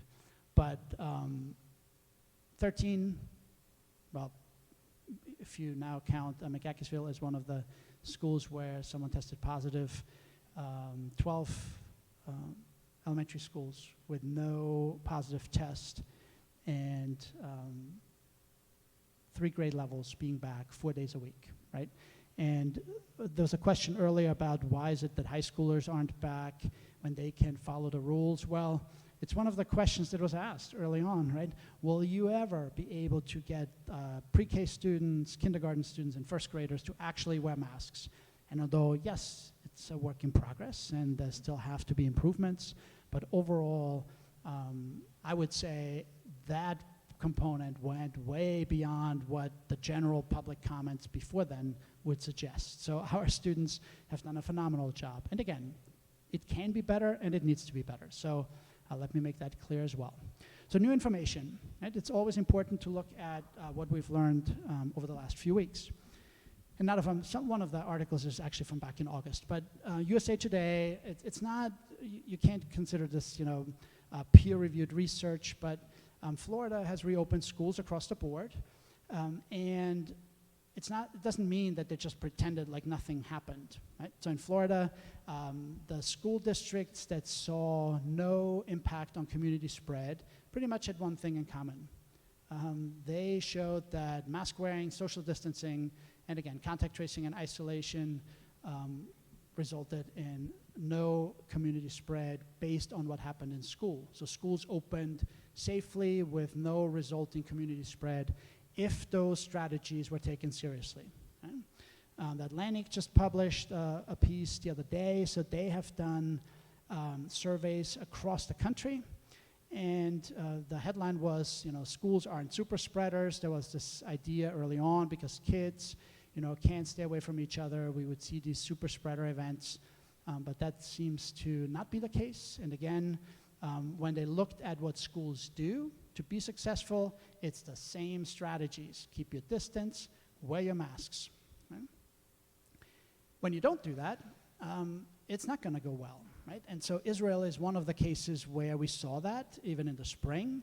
So what happened in Israel was that the community transmission went down, and they decided to simply send all the kids back. Right? No mitigation strategies, no masks, everyone back. And that to close everything back down, because within a short time period at a high school in Jerusalem, it just spread, and it spread into the community. So we can't just go back to school as if nothing happened, right? And we've now had more than a month of experience in Rockingham County and in other Virginia school divisions. Every week I have a meeting with regional superintendents, and then also every 2 weeks with superintendents across the state. And it is the same story. When the mitigation strategies are followed, there is no resulting increase in community spread based on what happens in school. You have students who come to school, potentially, who are positive, but because of the mitigation strategies, others aren't exposed and infected, and you have also staff members, who may test positive. But if the mitigation strategies are followed, it changes the picture on what the outcome is. And so when people say just send all the kids back, we have evidence that that's not a good idea. Right? But we also have evidence that when kids are sent back to school and when the mitigation strategies are taken seriously, that community spread is not affected. So the new information about airborne transmission. October 5th, the CDC, there was this controversy because they first posted it, they pulled it back down, then they posted it again. And so what they said was that there is evidence, certainly, that the virus is airborne. And airborne has particular meaning. There are different ways you look at airborne spread. One is large droplets. That's what we talked about early on. So within 6 feet, that's where the 6 feet came from. Within 6 feet, typically fall to the ground. But there was this concern about aerosol transmission, so smaller particles that can linger in the air. And there were a couple experiments. I think MIT did one. There was one in Japan. And there are videos out there where the particles that they highlight with lighting, they just hang around in the air and can be 6 hours, right? And so what they then did was they said, okay, but what happens if we have some ventilation? Right? So they open a window or open one door, and you immediately see it dissipate, right? So ventilation, that's where the ventilation strategy comes from, because it's key even when there is when there are aerosolized particles in the air. The concern early on was in hospitals because there are procedures that are conducted that create that. But what they also said, the World Health Organization said that early on, and even the CDC acknowledges that in their article. And by the way, the article set up here in pink, so because I'm not citing them properly, there are live links. So if you click on them, they'll take you to those articles and to the research. And so what the CDC also said is the epidemiology of SARS-CoV-2 indicates that most infections are spread through close contact, not airborne transmission, particularly not aerosolized transmission. Because if it would linger in the air for 6 hours, and that was the way people got infected, we all would have it now, and most people around the globe would have it, because we all would be exposed to that in a completely different way. And so ventilation changes the picture there, right? And so that's where, again, CDC recognizes that. That's why airborne transmission is most easily prevented by following social distancing, masks, hygiene, cleaning, ventilation, and avoiding crowded spaces. So in Europe, over the last few months, they had their transmission almost down to 0. And they felt good about it, like Israel did about reopening schools. So what was the next step? Let's have concerts again. Let's have theater again, right? And so that's what we're talking about when we talk about crowded spaces. You're in a bar with poor ventilation. You're in a concert hall with people right next to you. And now some of those countries have higher infection rates than Virginia does, right? So they saw the impact of letting your guard down, letting your mask down in a way, right? And so that's where that comes from. And so ventilation is a key piece, and we need to acknowledge it. And early on in the conversation, people would post things like, well, crowded spaces with poor ventilation, like the picture is that of a classroom. It's not, okay? And that's what we had to look into as well. And where the information actually came from, one of the studies that the CDC looked at was a Dutch nursing home, where they found that 17 residents and 17 healthcare staff in one of 7 wards in a nursing home all became infected in a short time. And the 95 residents and 106 healthcare staff in the other 6 wards, not one of them tested positive. And the difference was that an energy-efficient HVAC system in the one wing would only turn on when the carbon dioxide levels would rise to a level that they considered problematic, and then it would come on. But until that happened, no air movement, right? And so stale air and the virus can linger, and that's how people got sick. In the other wards, completely normal HVAC operation. There are standards for that, and no one got sick. And so just to clear that up, you know, there are standards for how much fresh air should be pumped through an HVAC system into, for example, classrooms. Right? And so I don't know how many times I've talked to Mr. Reed just to clarify this over and over and over again, and I read the, all the information about what the standards are. And so in general, it's approximately 15 cubic feet per minute per person.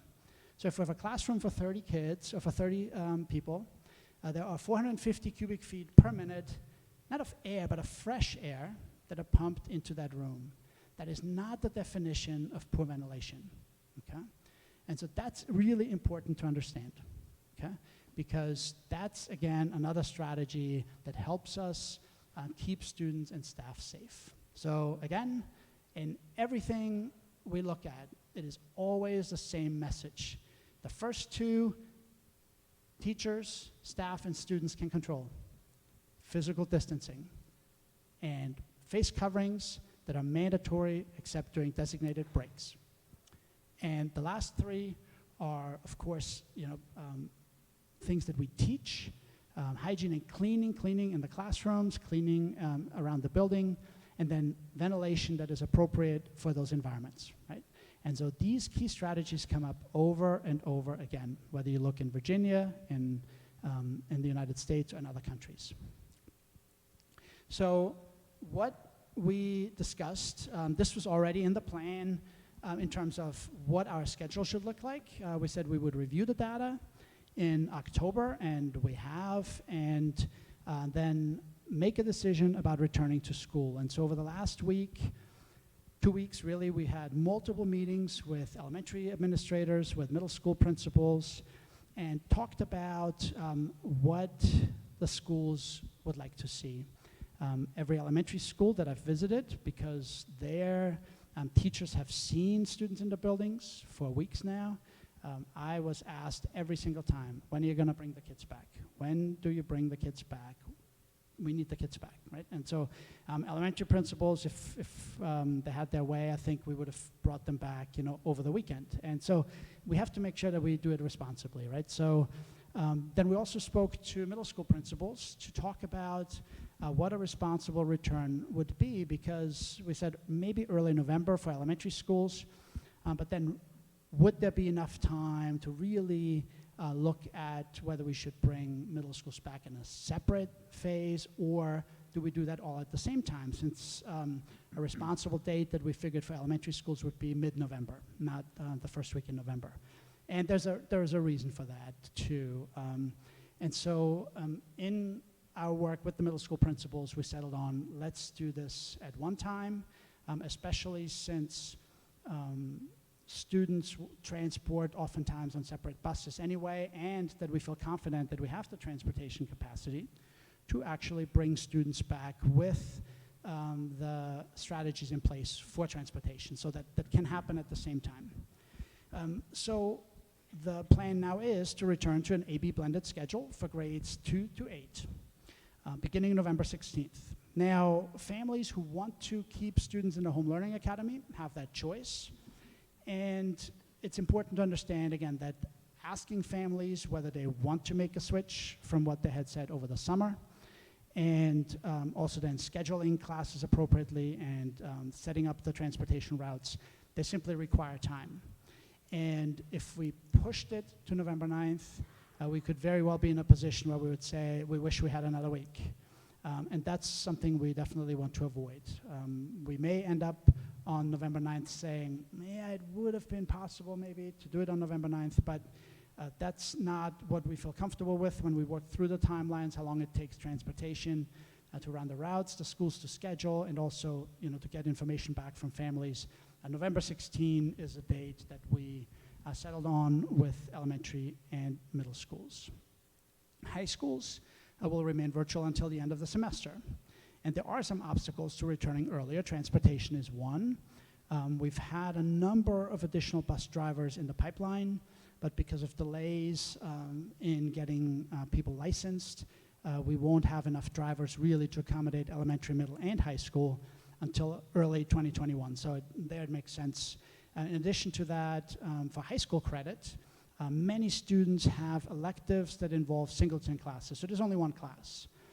And because a teacher has a full teaching load, they can't be in two places at the same time. So for some classes, for some electives, like we're talking about in the middle schools, it is an option to have a technology set up where students can participate from home, but that doesn't work for all electives. And so what we certainly want to avoid for credit classes is that a student would lose the opportunity to have that elective. So in addition to transportation, that is the main reason also why, and we had said that from the beginning with the 4x4 schedule, let's keep the high schools virtual until second semester, and then return to AB if the local situation allows us to do so. Right, so there are some important pieces that families would have to understand. Changes to the Home Learning Academy. So at the elementary level, from the very beginning, we pulled teachers that are very specific to, specifically assigned to the Home Learning Academy. So in terms of how often students will be with a teacher, what that looks like, there will be no changes. But because families can make a decision to either now move from the HLA to in-person, or from in-person to the HLA, numbers-wise, there certainly is the potential that some students will change the teacher. Right? At the middle school, there is a more significant change to the Home Learning Academy because teachers are, you don't have the same assignment to grades as you have at the elementary level. So a teacher's teaching a course, and in that case, they will teach two days for each of the groups, so to the A group, to the B group, and the Home Learning Academy needs to be aligned to that so that students can take the same classes. And so everyone will be in that 2-day per week with the teacher model, and I'll explain what that means for instructional hours, because that's not really a change in terms of how much time they spend with the teacher, but it will be a full day, 2 days a week with the teacher. And so again, in the elementary level, HLA is different from the middle school level because you can't assign a separate HLA teacher for every middle school subject. If there's only 1 or 2 sections, then that's not possible. And in fact, in this model, again, we'll work with teachers through that.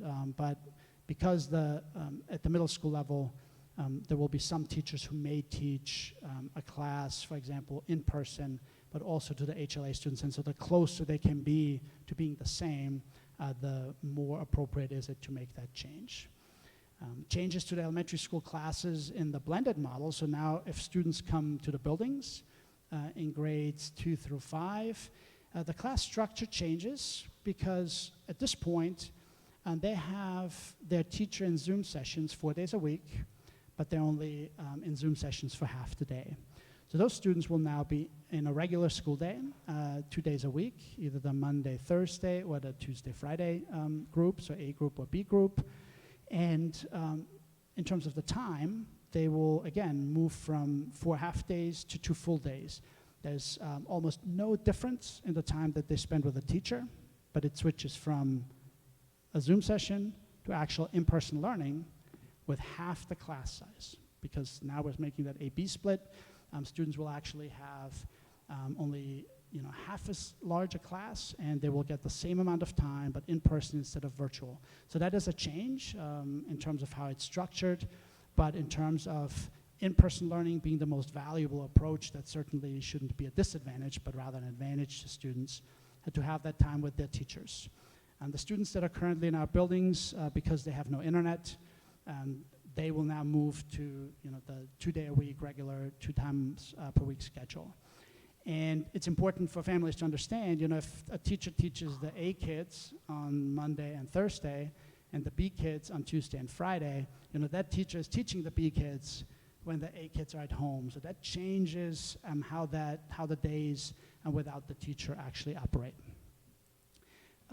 At the middle school, similar structural changes, both for HLA and blended there, because again, at the elementary level, HLA remains the same.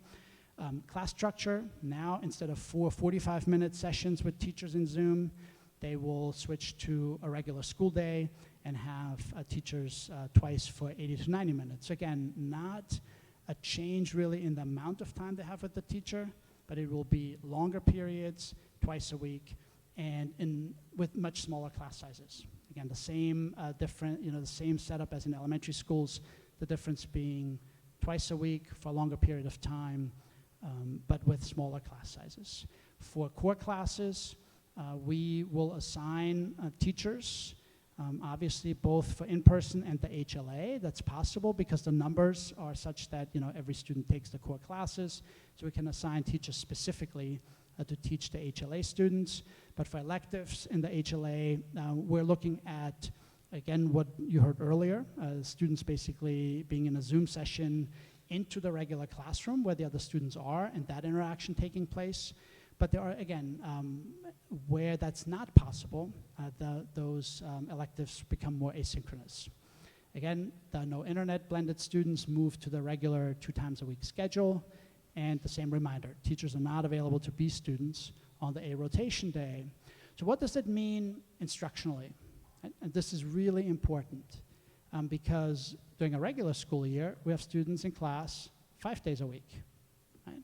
So certainly even with the asynchronous work, we have to focus, like we said, for the last year, we need to ensure that we focus on what's most important, on the most important concepts. If you have your students 2 days a week for your 80 to 90-minute class, what is it the student needs to learn long-term to be successful? One reminder, what we heard earlier, helping the 4th grade sibling and not remembering what the 4th grade was like. is one indicator that maybe there are some things that make someone successful as a high school senior in advanced placement and honors classes, but not necessarily still knowing at least the content, the factual content from 4th grade, right? So there are a lot of things that long-term aren't what make you successful, and we have to focus on what's most important. Because long-term, if we only had students for 2 days a week, what would it be that would still allow them to be successful? That's how we need to look at that, right? And that's hard work, but I would say, again, as a social studies teacher, I promise you, what I learned in 3rd grade social studies is not what made me successful long-term, right? There are some concepts, some basic concepts that are really key, and those are the ones that repeat, where students have the factual background to understand those concepts, but not every detail that I learned in 3rd grade social studies is what long-term was critical. Now, every minute I spent reading in 3rd grade was key to long-term success. So we have to make sure that we use the time that we have in the best way possible, right? And asynchronous, well, we already talked about smaller classes with similar amount of direct interaction. So that's an instructional change, but that one that actually should benefit students, having half the class size. We hear this all the time. If I only had 11 kids in class, right, I could get so much more done. And so now, compared to what we've had for the first month, these will be smaller class sizes, right, with a similar amount of direct interaction. And then the asynchronous instruction change, again, what we need to look at when students are on their days off, right, the work that they do, in my view, should be, first of all, it has to be independent because that teacher is teaching the other half of the class. But it should be one of two things: extending what we learned in the previous class, practice, projects, or preparing for the next class, right? That we spend time discussing and working on things that students can read independently. And so that's certainly different from hosting discussion sessions and just reading from families, that say they spend 14 hours a day on schoolwork. That's not healthy for anyone. And so that's important work, to really think about your subject and say, what is the key information and the key skills that we need to focus on, right? So starting tomorrow, we will reach out to families and communicate what we have on record for them based on what they selected in the summer. Whether they selected the Home Learning Academy, whether they selected the blended model with transportation through the school division, and blended without transportation. So many families agreed that they could bring the kids if that's what helps. Again, given that we can put only 20-some kids on a school bus designed for 70 in order to meet the distancing requirements, we certainly, again, we need that help, and we need to know from families whether they can still do that. And so we will ask the families to inform the school if what they selected in the summer is no longer the case by Friday. And we'll have teachers, do some of that outreach as well over the course of the week, just so we know that by Friday we have solid information. Transportation then will need to lock the current routes, and it takes about 4 weeks to develop brand new routes based on having the students in grades 2 through 8 on the blended model now. Schools will also create the schedules for students. There is some rescheduling. Again, I said that earlier. Teacher changes are inevitable for some students, but the schools will create those schedules based on those changes that families communicate over the next few weeks, and then notify families whether they will be on A or B day in the blended model. And again, the starting point will be the summer decision. So what families selected in the summer, that's what will be the starting point.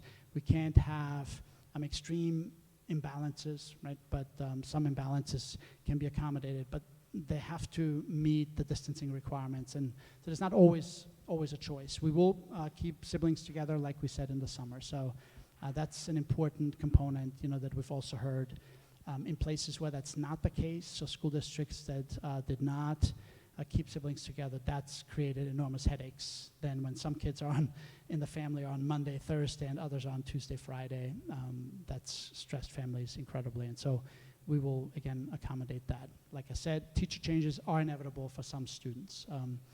We obviously will avoid it where we can. And it is important to understand, right? So in the summer we said, changes to what families want can happen, because until you've experienced it, you don't really know. But that we're, since we're starting this November 16th, that's a decision that is binding until the end of the semester. So families, we said that last week in an email, please start thinking about this. And so we will ask families, to think about whether they want to continue virtually, or whether they want to now have the students in person on the AB model. What's next?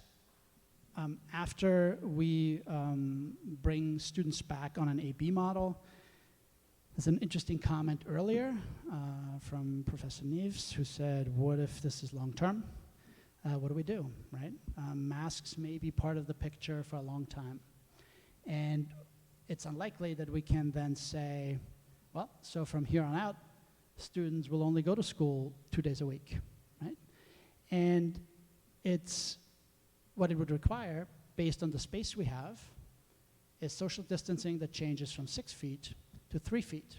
Now, most people think that's crazy, but it's actually not.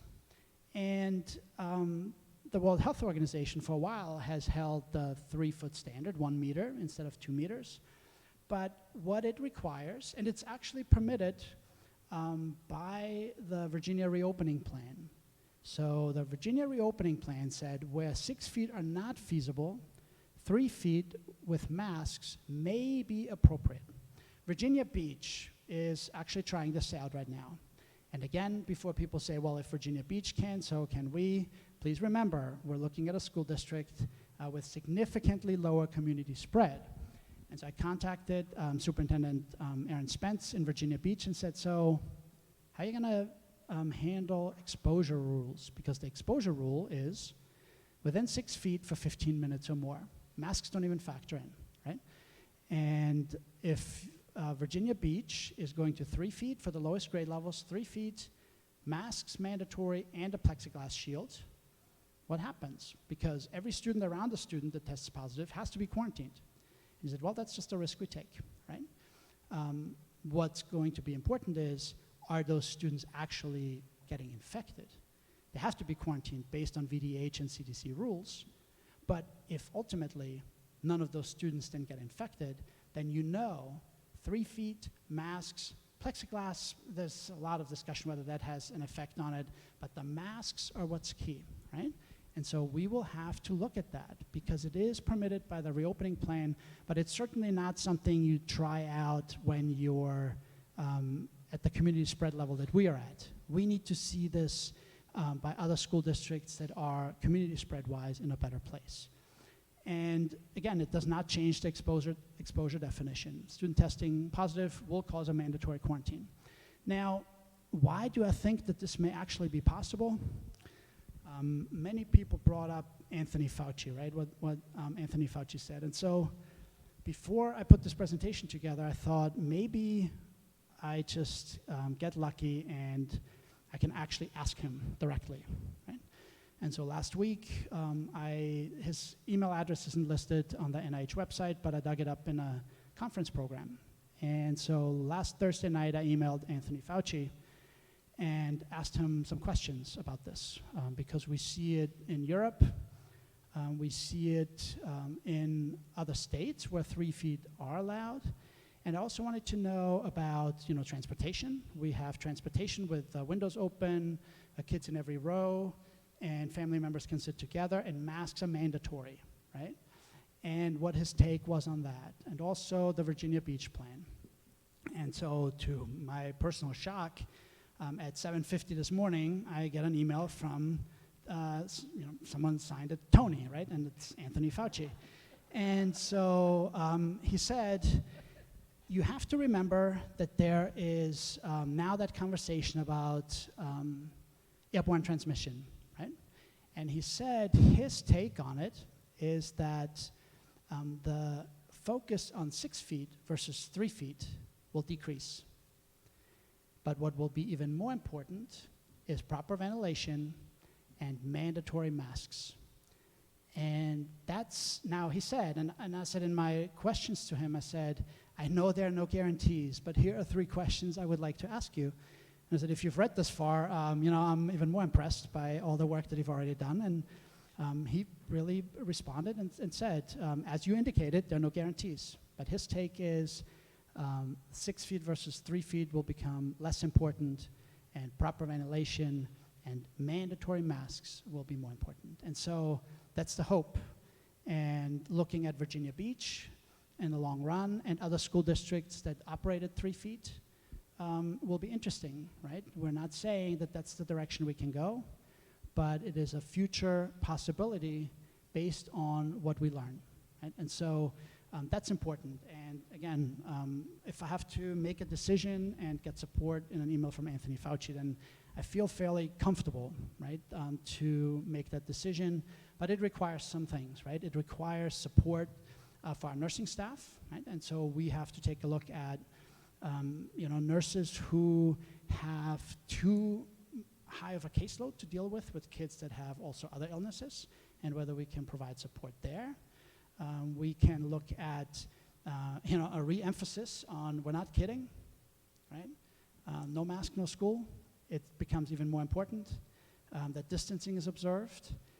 But again, I know it's not always possible for 6-year-olds on recess to follow that, but the more the masks stay on and the more we re-emphasize it, it's the path to having more kids in school. And so that emphasis just has to be there because, long term, that's our best opportunity to keep looking at what works in Virginia, what works in Rockingham County and across the globe to provide better education again for our students, right? And so in the previous, board vote, so this is why this is an information item, we have the flexibility to move within those phases and bring additional grade levels back. But as I indicated, nothing will happen without board conversation. And so this is the time for board members to comment, to ask questions, to ask, follow-up questions. Certainly, information about the research and the steps that we take. We have, individual conversations over time and over the last few months, I've outlined a lot of this. And so that is the steps that we are likely to take. But again, it certainly depends on board feedback. Thank you. Board members, do you have questions for the superintendent? Comments?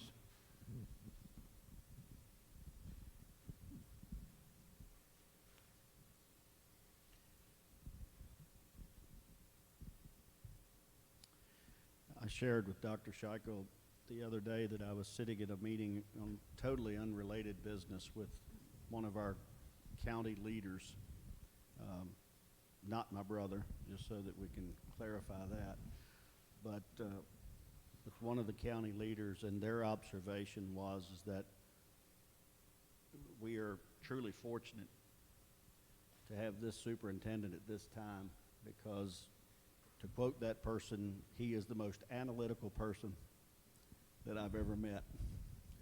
And analyzing the information and interpreting it is so crucial to understanding it. And I know how much thought has gone into this, the amount of, I have just a small understanding of the amount of time you've put into it just based on what you've communicated to me.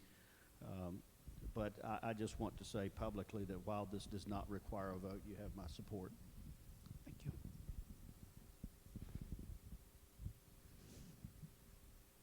So, Dr. Scheichel, just for clarification purposes, pre-K through first would stay 4 days a week? Yes, that's correct. Okay. All right. So, So they'll for continue- pre-K through first, that's remains as is. Remains as Mhm. is.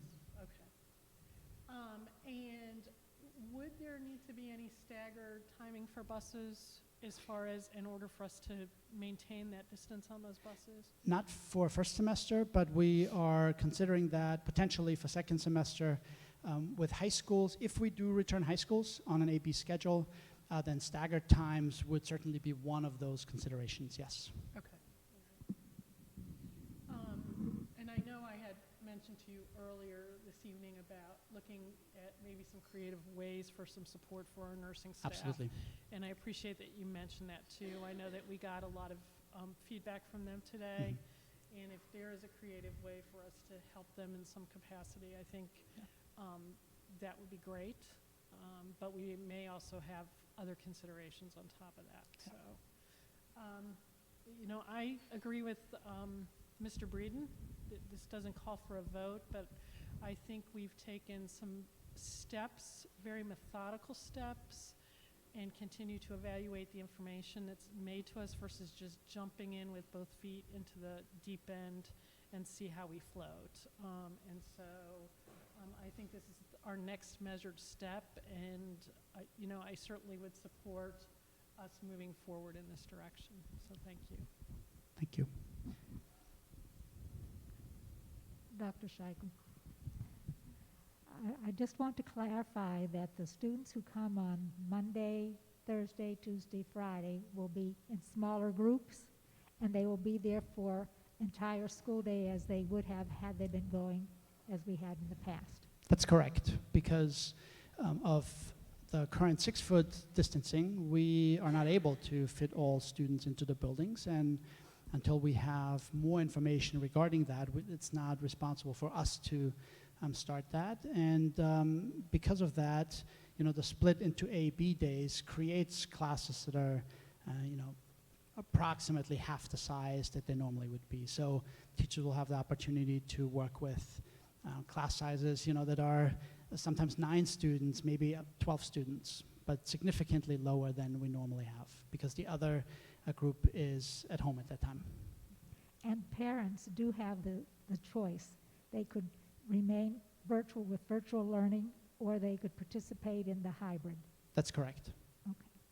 Yes. And parents made an original choice in the summer, and so we will remind them of what the choice was, but ask them to contact the school if that changes. Okay. Well, we are dipping our toes in the water the first time, and we're going a little bit further this time with the ultimate goal of in school, everybody in school as we can. Yes, and it's, you know, we had conversations previously about classes that just require some hands-on components. It's why MTC has been in school with, you know, 600 students on that AB schedule, and successfully so. And we've, you know, had conversations about small groups for hands-on activities coming even to the high schools, and also starting, you know, the review of some field trips potentially for co-curricular activities. So, you know, if my favorite mask that I got, my FFA mask, thanks to Mr. Fitzgerald, you know, FFA trips sometimes take place, you know, co-curricular work, and so if it can be done safely, we start to look at that as well. Okay. I think that we cannot respond to everybody, but we have tried to make sure that everybody who wishes to be in school, in the building, has that opportunity, and for people who wish to stay virtual also, they have that opportunity. Yes, so at least in this case up to 8th grade, yes. Right. And so at the high schools, hopefully, Right.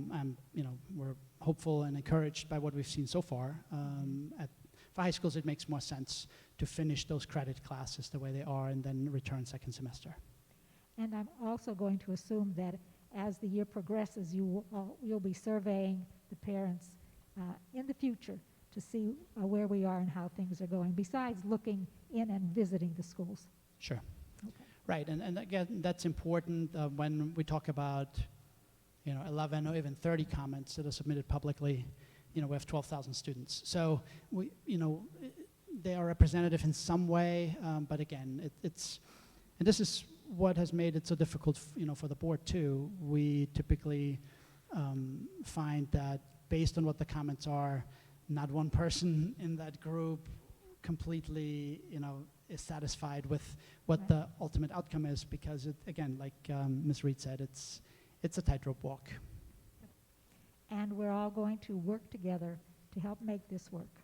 Absolutely, and you know, there's so many conversations that don't make it into public comment, you know, with members of the community. So I had a lengthy conversation with a parent who was initially quite upset about us just not going back like nothing happened. And we had a really good conversation about what our limits are, what parameters we have control over, and which ones we can't control. And in the end, we agreed. We will look at the information, and as we see things being successful elsewhere, that justifies them being, attempted here. And so I have these conversations, every day with people in the community. And when it's appropriate, we also then conduct, larger scale service. But it's important to understand that, because this comment has been made a number of times, when we asked in the summer and said, we're planning to open in a blended model, please let us know whether you want to be in the blended model or in the home learning academy. That wasn't a vote to what the school division should do. So within the existing parameters, what was your choice? And so when we then closed and went virtual, quite a few people said, well, you had us vote. No, we just needed to know the preference of that family. But in the survey that we sent out last week, there's also room for comment and for teachers as well, because ultimately, they will be working with students all day long, and for the community as well. We asked for feedback, and we'll continue to evaluate that, right? Because we do want to get a sense of the things that we don't know. So what are the struggles of the families in the virtual setting? And we get some comments, but they're not always reflective of the entire parent population, as you even saw in the comments tonight, right? There's a broad range, and so we need to get that feedback and then make the appropriate decisions. But it always involves an entire community, and the ask for the community is there. Help us get those numbers down, right? So it doesn't help when we see homecoming events that are privately scheduled, right? And where some students are invited, and then you see Facebook pictures with no one wearing a mask. It's not helpful, right? So we need the community's help, and say, if what it takes, and so many people have emailed me and said, if what it takes is that we all wear our masks and keep the distance when possible, we're all for that. And that's what we're asking the community to contribute to. Get those numbers down, and if we distance and wear masks whenever we can, the numbers will be better, significantly better. Well, thank you. We thank you. Thank you. At least that's what, CDC tells us. Thank you, Dr. Scheckel. Thank you.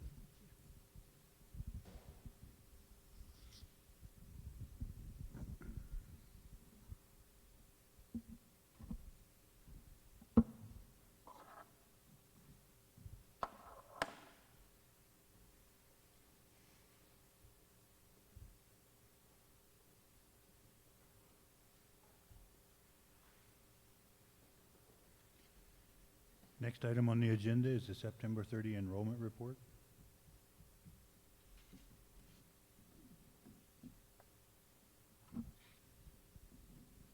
Chairman Falk, members of the board, Dr. Scheichel.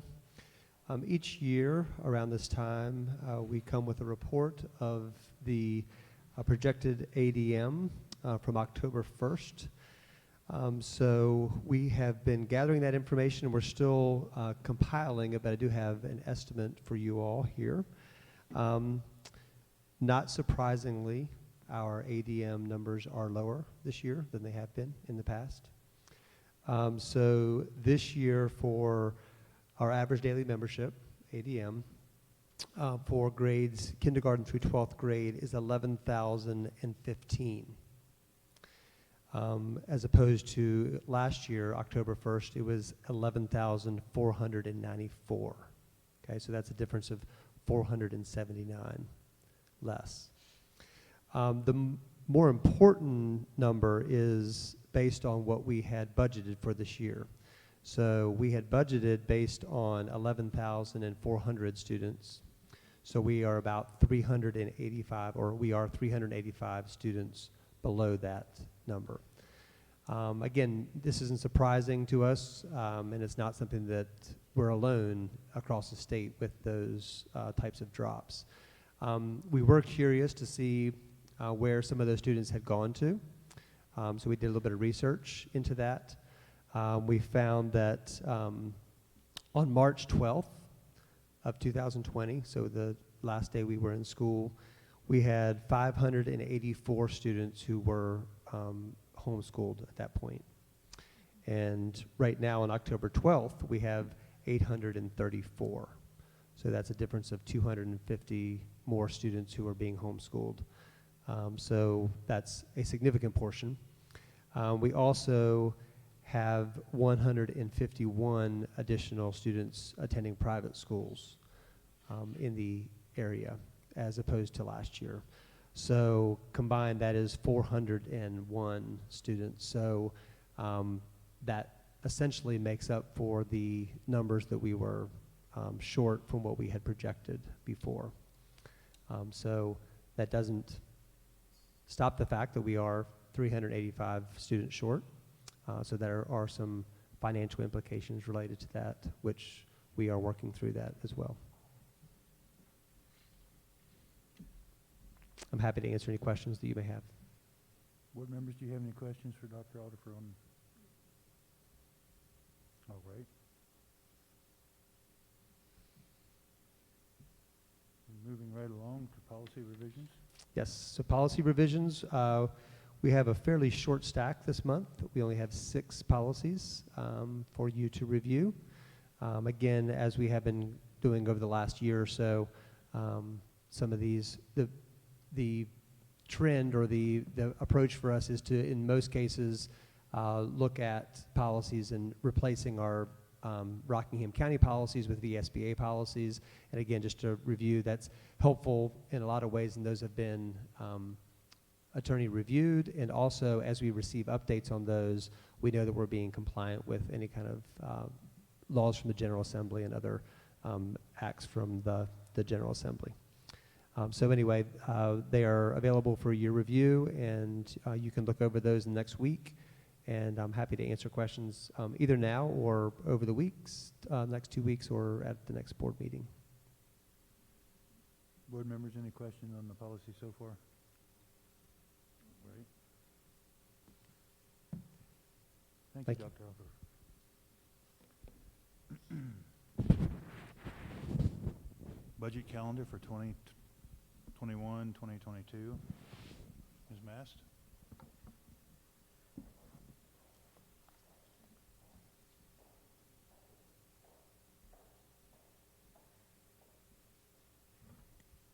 Members of the board, Dr. Scheichel, you should have seen a copy of our budget calendar for fiscal year 21-22. It will be starting this month. Later in the month, we will be distributing budget information to principals and central office staff. And then, as you'll see, we'll progress down through there from I'll be receiving that information. We will then move to a public hearing and start the normal process of looking at our expenditures and our revenues. And hopefully by the end of March, we will be able to provide you a budget that is balanced for the next fiscal year. I'll be glad to answer any questions you have about next year's budget or this year's budget.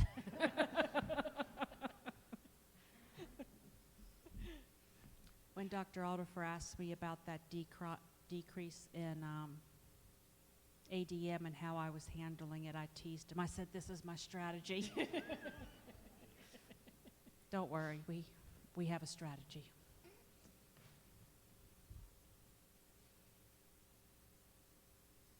All righty. Any questions? Thank you, Ms. Mast. I'll just make an observation. It seems like we just did this. Yeah. It comes around. Oh, my goodness. And you also have seen a lot more of Ms. Mast at the podium because she has taken the lead on the health and safety plan for Rockingham County and has been working with VDH on a daily basis to make sure that our contact tracing is conducted properly and that all the information is available. So again, to the whole executive team, I want to say thanks, and to Ms. Mast specifically for the health and safety plan.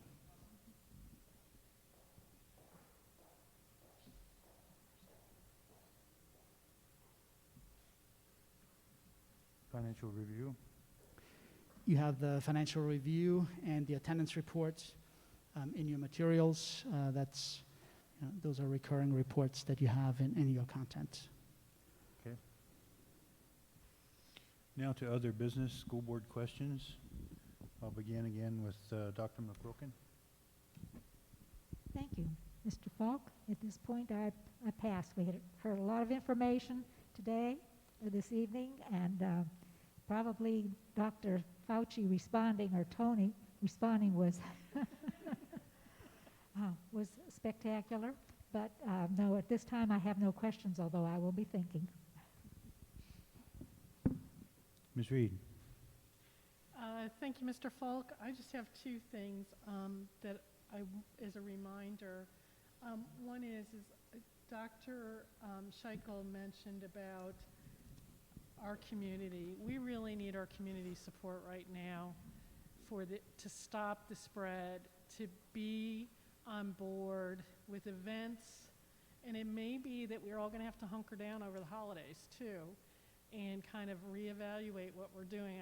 I don't want to say that because I live here pretty much with just my immediate family and no one else. So that means I hunker down with the 3 other people that are part of my immediate family. The rest of my family lives outside the area, but it may be that we need to do that to keep our kids moving forward in their education here in Rockingham County, and avoiding those public events and encouraging our young people to also follow along with the parameters that are necessary to stop spreading. Even though they're not the part of the vulnerable population, they're less likely to get the virus. It's still important for them to self-monitor themselves and to kind of avoid some of those events that we've seen over the past 4 or 6 months. And the events of this week are not the only isolated events. We've seen them since the spring. So I would encourage our families to think a little bit about that. The other thing is that some of these parameters really are not within our control.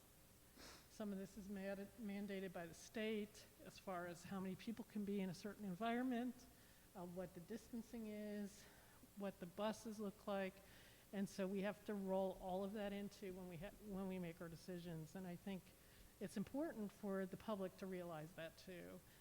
We don't just sit here and make decisions to make decisions because we like something. We have parameters that we need to follow on top of what we need to do as a school board and what our guidelines say for the school system. So those are 2 things I'd like everybody to keep in mind. We appreciate the comments. We appreciate the feedback. I actually got a phone call this week out of the blue from a person I hadn't talked to in a while, telling us, knowing how difficult our decision was, and they wanted to talk, and we've all had those conversations, and we appreciate them. We know they're not easy conversations, but we appreciate it. So thank you for sharing your time with us. That's important. So thanks. Thank you. Mr. Breeden? I don't like to surprise staff with questions. Mr. Lehman, do you have any statistics on what percentage of our students are picking up lunches at this point? And again, I apologize for hitting you with that. We're serving about 2,800 students virtually each day, and we're serving about 1,200 to 1,400 in the building. Okay. Thank you. Again, I go back. I've been checking my phone, and I just warned my colleagues, be prepared for the next wave, because this is either going to be too much or too little. And so I just go back to my original request, and that is to sort of follow up with Mrs. Reed there, is that we're all in this together, and we're all struggling to try to figure out the best course to take. And we may disagree on how we get there, but let's all agree that we're in it together, and as I said, show one another some grace as we move forward. Thank you, Mr. Breeden. Dr. Scheichel? Yeah, I just want to say thank you to the people who commented, and also to the 442 remote viewers we had today.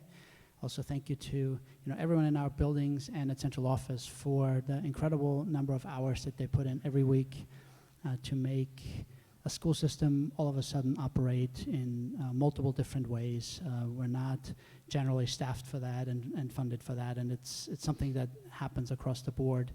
And to Mr. Perkins for making the technology work and work better every time. Just earlier today, I dropped another request on him to show the presentation differently based on a request that I had received. And so viewers tonight hopefully had a great view of the individual slides. So that was an improvement that he made happen just this afternoon. So thanks for all your work as well. Dr. Scheichel, I had a question. Would you go over the protocol for testing of students and staff again, please? Sure. So what happens, and I think the question that you referred to was about a student or a staff member that exhibits symptoms, right? So when you exhibit symptoms, you can get tested, and if you test negative, you may have, the symptoms of an infection with SARS-CoV-2 are similar to some other viral infections, and so that can be tested. And if you test negative, you can return, whether you're a staff or student.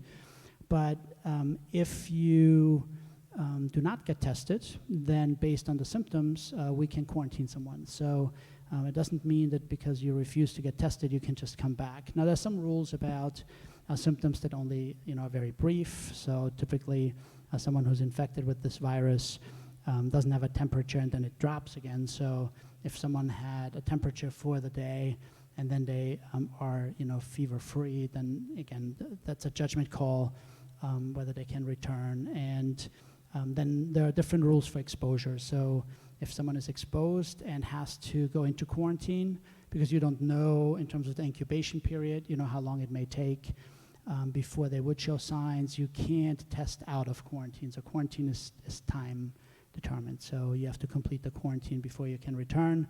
And that can at times get tricky. For example, if you live with someone who tests positive, then you have to wait. If you cannot separate the living arrangements, then you have to wait until that person's quarantine's over, because your time really can start at that point. So quarantines can be extended depending on the circumstances, but we certainly don't bring someone back when they have symptoms and then symptoms continue and they just say, I'm not getting tested. If you're not getting tested, you're going to be quarantined. Thank you. That concludes our public meeting. We now have need to enter into closed meeting. And may I have a motion? I move that the board enter a closed meeting to discuss and consider the following pursuant to the provisions of Virginia Code Section 2.2-3711A1, personnel-specific public officers, appointees, or employees for the purpose of considering such individuals' assignment, appointment, promotion, performance, salary, or resignation. We have a motion properly made. May I have a second? Second. Thank you, Mr. Breeden. Thank you, Ms. Reed. Any discussion? Hearing none, please cast your vote.